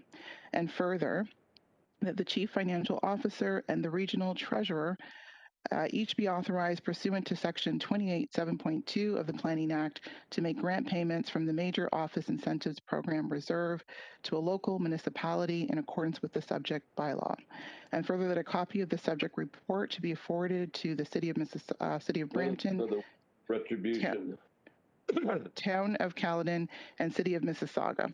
And I'll begin the vote with Mayor Brown. Aretha, if I could hold you for a second. I think Commissioner Lockyer may have a point of clarification, and then Councillor Groves may have a question. So, Commissioner, first, any point of clarification? Yes, thank you very much. Through you, Mr. Chair. I just wanted to clarify with Mayor Thompson, is it that you're wanting the report and the bylaw referred, or is it that you're asking that we vote on the report and the bylaw today, but the issue itself for future implementation is referred to Growth and Planning Management Committee? I think that there has been interest in the report. It was asked for the regional participation with the local municipalities on this effort, and that's what this report says and what the motion says. It's the implementation that we're referring, not the actual motion. So I don't believe it's a referral motion. We're actually, the motion on the table, I believe, is the actual motion from the report together with the bylaw. And then once it's passed, that motion, that resolution is being referred to the Growth Management Committee for implementation with the local municipalities. Just wanted to clarify that was your intention. Okay. Yes. So Aretha, from procedural perspective, the motion on the table by Mayor Thompson, seconded by Councillor Kovac, is the motion as written in the staff report. Okay, as read. Thank you. Thank you, Councillor Groves. Thank you, Mr. Chair. I don't have any questions on this. I wanted to provide some comments on the item that Councillor Parrish held from the minister. So.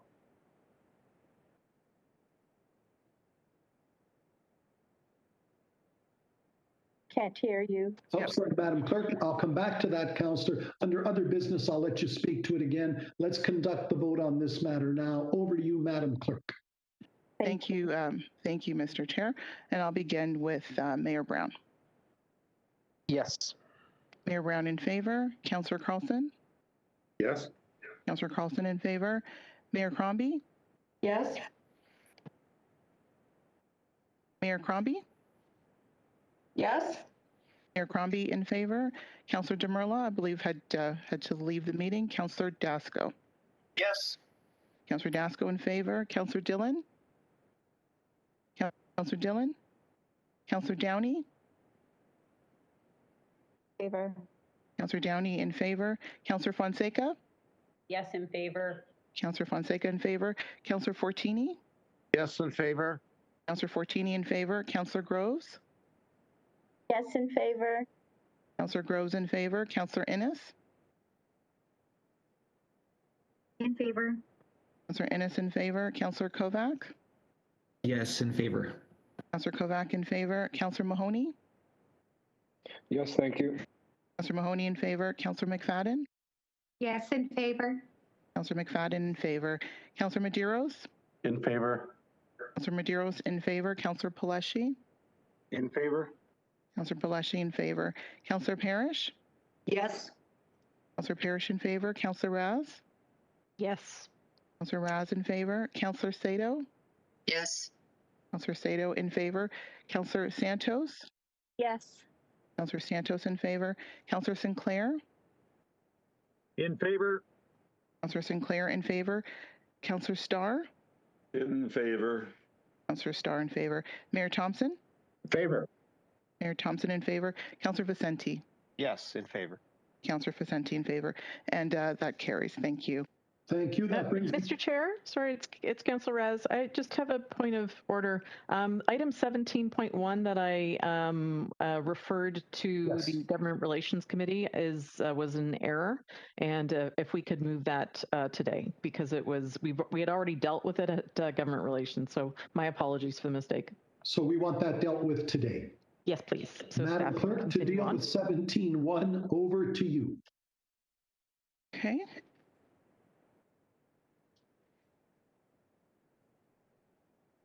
So 17.1. And I believe that we could just receive it at this point because and we'll make the correction in the minutes. So we'll receive it as originally intended. And Perfect, we'll thank just you. make the correction in the minutes. Thank you. Is anybody in objection to that?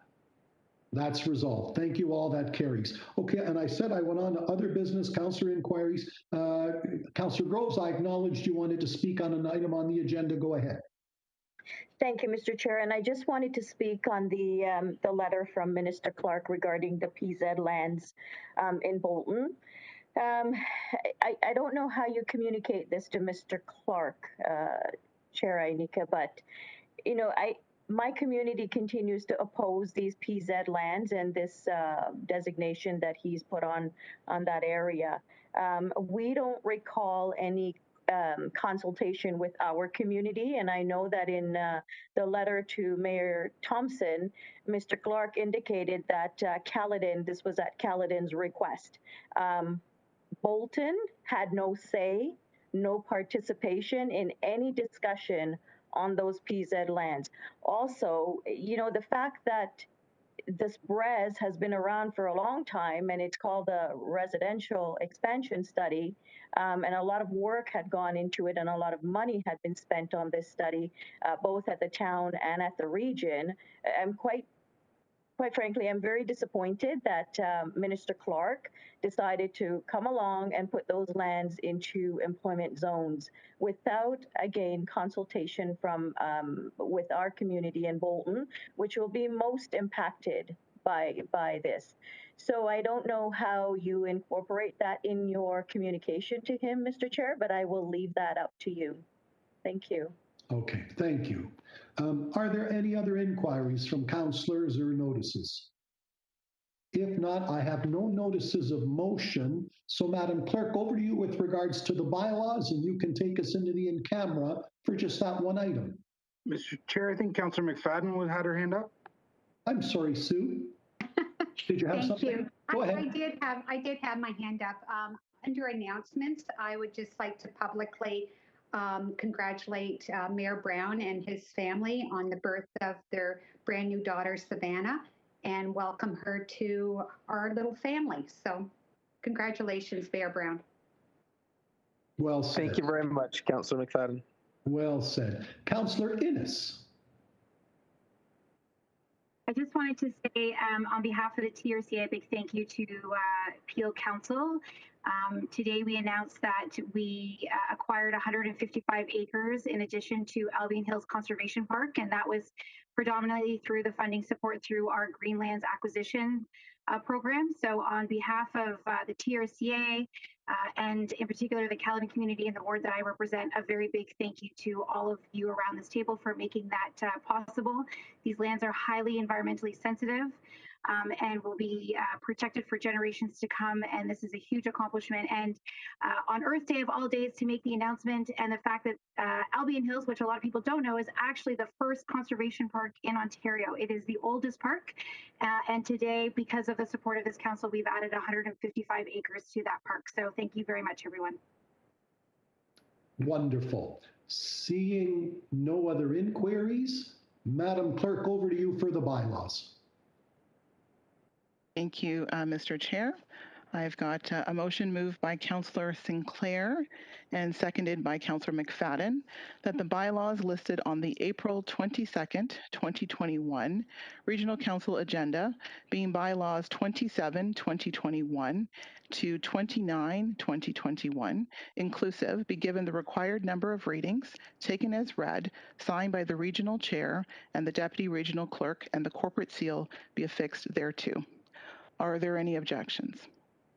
Sorry, Madam Clerk, just a question.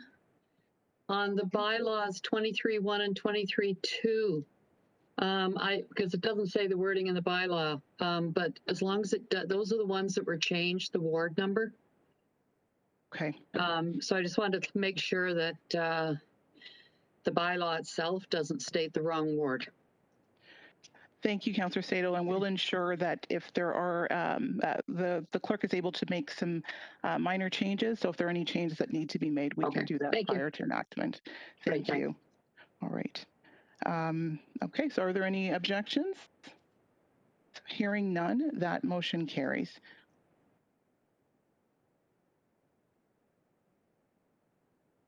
And Madam Clerk, with that, are you concluded the bylaws and can take us into camera? Thank you. Now, before we move in camera, I think we were still waiting on a potential motion from Mayor Brown. So I don't know if you'd like to deal with that at this point before we move in camera. Yes, we should. Others will die in camera and he may not get another chance. Mayor Brown and Councillor Paleshi?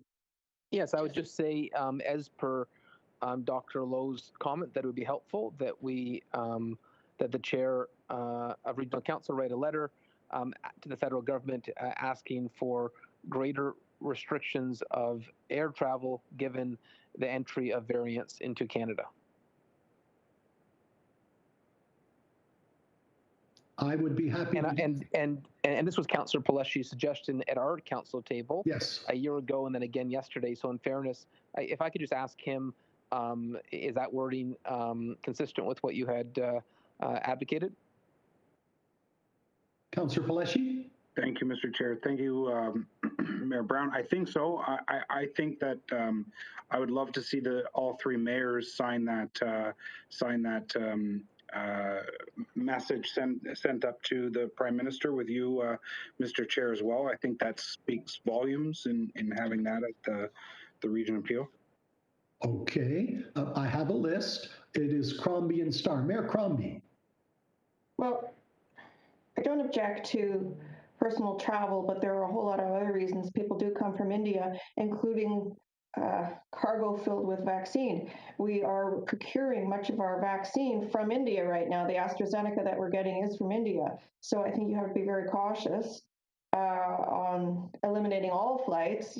And there is some essential travel. I know that somewhere there are very renowned doctors that are coming over to give us advice as well. So I think we have to be a little careful about eliminating every flight. I don't know how you want to word that, but please give that consideration. Friendly to say leisure travel. Yeah, leisure is the word that's being proposed. Certainly our freight and our cargo's got to move on. We need to get our drugs and what sustains us. But yes, we've got to be delicate in that. Councillor Starr. Yeah, thanks, Chair. I was going to mention the same thing, that it should be the essential cargo and supplies which don't require human interaction. I think that's where it is. But when we see thousands and thousands of people entering the country, that's what concerns me. And I would also like to see that the distribution list is much broader. And I'm not sure, Mayor Brown, where you intended it to go, but I would certainly include all the top municipalities, whether there's Ottawa, Windsor, and all the rest of it, and just make sure it's broadly sent out, because I think a lot of the other folks are thinking exactly the same thing, and we should reinforce this whole thought. So I'm behind this 100%. I would take that as a friendly amendment to CC on that email mayors and area MPs as well, I guess. Okay, thank you. And given it's going council to council, Councillor Peleshi, you're back on my list, but may I suggest a little more official, that instead of just the mayors and the chair, maybe that should be a resolution of all our council, because we all as a council are sending it to other councils. So Michael, back to you, but might we restructure it that way, please? I think that's a great idea. I didn't think that we had to specify vaccines and cargo, but Mayor Crombie and Councillor Starr, you're absolutely right. Let's be specific in what our message should be, and it's to non-essential travel is what we want to eliminate, to give us a better fighting chance. Thank you, Mr. Chair. Yes, and so to you, Madam Clerk, coming from our council, would you like a vote on that matter? So staff have prepared a motion. I'm not sure if Mayor Brown has it. It is on the screen now. And Mayor Crombie, while we're looking I have another issue. So I'll come back to on the same subject. On this issue, but you say that you try to get your emails as quickly as possible. Well, one at a time. I have an issue. Do we allow Canadian citizens to return home if they're in India? The UK has decided they will not. Our policy to date has been that we do. So what if those plane loads of people are not just leisure travelers, but Canadians returning home? I think you have the legal right to be repatriated. If I can make we need clarity. In the UK, they've decided to not allow even British citizens to return home from India. Wow. Boy. New Zealand did the same thing. Yeah, that's I just thought it was an inherent human right that you can always be repatriated back to your country of origin, but I'm not the expert. I don't know how that relates to the motion we have before us. How would everyone like to proceed? As a friendly, and if Councillor Peleshi and Mayor Crombie are agreeable, we could specify outbound flights. That way that gives the government time to create policy on how you repatriate citizens. Does that work? I don't know about that. I think that gives the opportunity for people to keep coming in.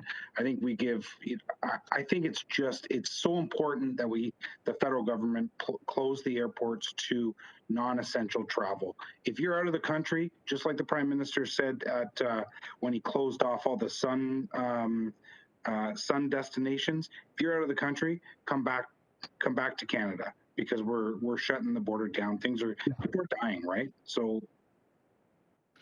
as chair, my suggestion is, because whatever you do is going to have a tinge of it could go this way or this might change. I like the purity of what we came up with, and we'll see what developments arise from the federal government. Because Bonnie, what you've mentioned is quite dramatic, and I don't know that we're going to resolve it around this table, but I'm sure more to come on that. So I do like the original intent of what we put forward, and see what it prompts back is all I can think of as chair.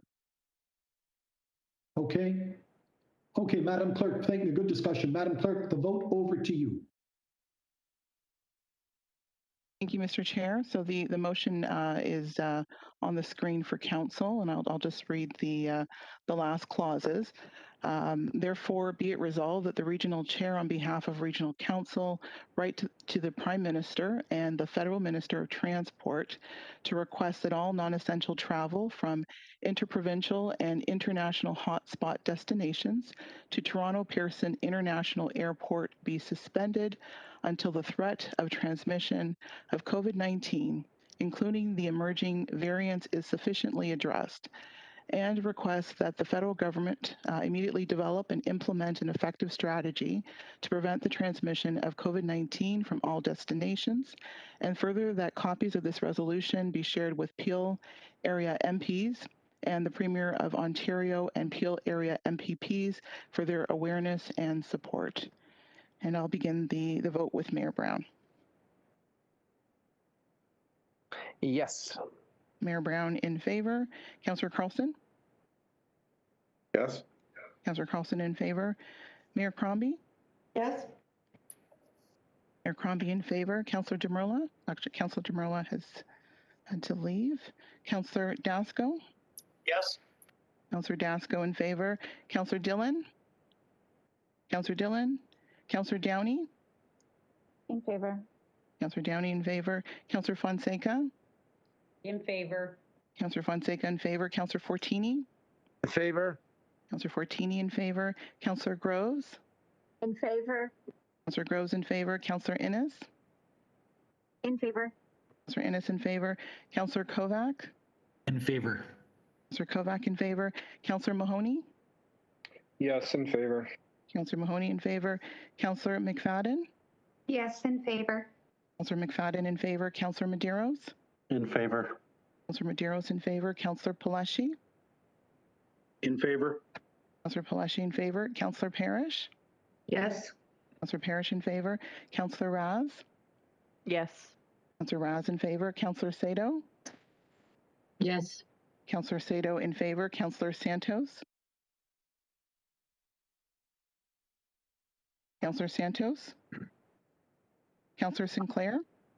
In favor. Councillor Sinclair in favor. Councillor Starr? In favor. Councillor Starr in favor. Mayor Thompson? In favor. Mayor Thompson in favor. Councillor Vicente? Yes, in favor. Councillor Vicente in favor. And that motion carries. Thank you. And noted, that was moved by Mayor Brown and seconded by Councillor Palashi.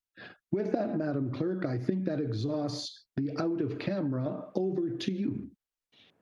Thank you. So I just need a mover and a seconder for the motion to proceed in camera.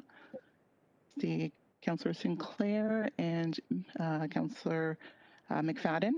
That the motion is that that council proceed in camera to consider reports related to the following. And it's an oral update regarding labor relations or employee negotiations. Are there any objections? Hearing none, that carries. So we'll just give staff a few minutes just to ensure that we're properly in camera.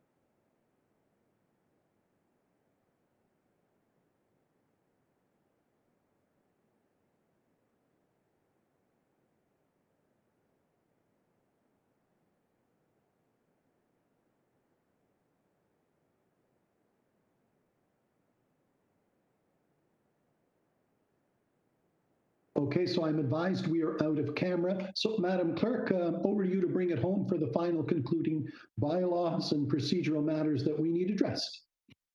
Thank you, Mr. Chair. I've got a motion, and I'm going to request again that Councillor Medeiros and that it be seconded by Councillor Dasco, that the oral update regarding labor relations or employee negotiations be received, and I would ask if there's any objections. Hearing none, that carries. And I've got a motion that I'd ask be moved by Councillor Innes and seconded by Councillor Starr, that the bylaw 30-2021 to confirm the proceedings of Regional Council at its meeting held on April the 22nd, 2021, and to authorize the execution of documents in accordance with the Region of Peel bylaws relating thereto, be given the required number of readings, taken as read, signed by the Regional Chair and the Deputy Regional Clerk, and the corporate seal be affixed thereto. Are there any objections? So hearing none, that carries. And then the final motion, moved by Councillor Raz and seconded by Councillor McFadden, that the April 22nd, 2021 Regional Council meeting be adjourned. And acknowledging that with me not in the room and Aretha running the place, she got us out 2 hours earlier. So well done. Well done to the whole team. Motion to adjourn has been put. All those in favor? Any opposed? That is carried. Thank you to everyone for your patience. It went fairly well. Thank you.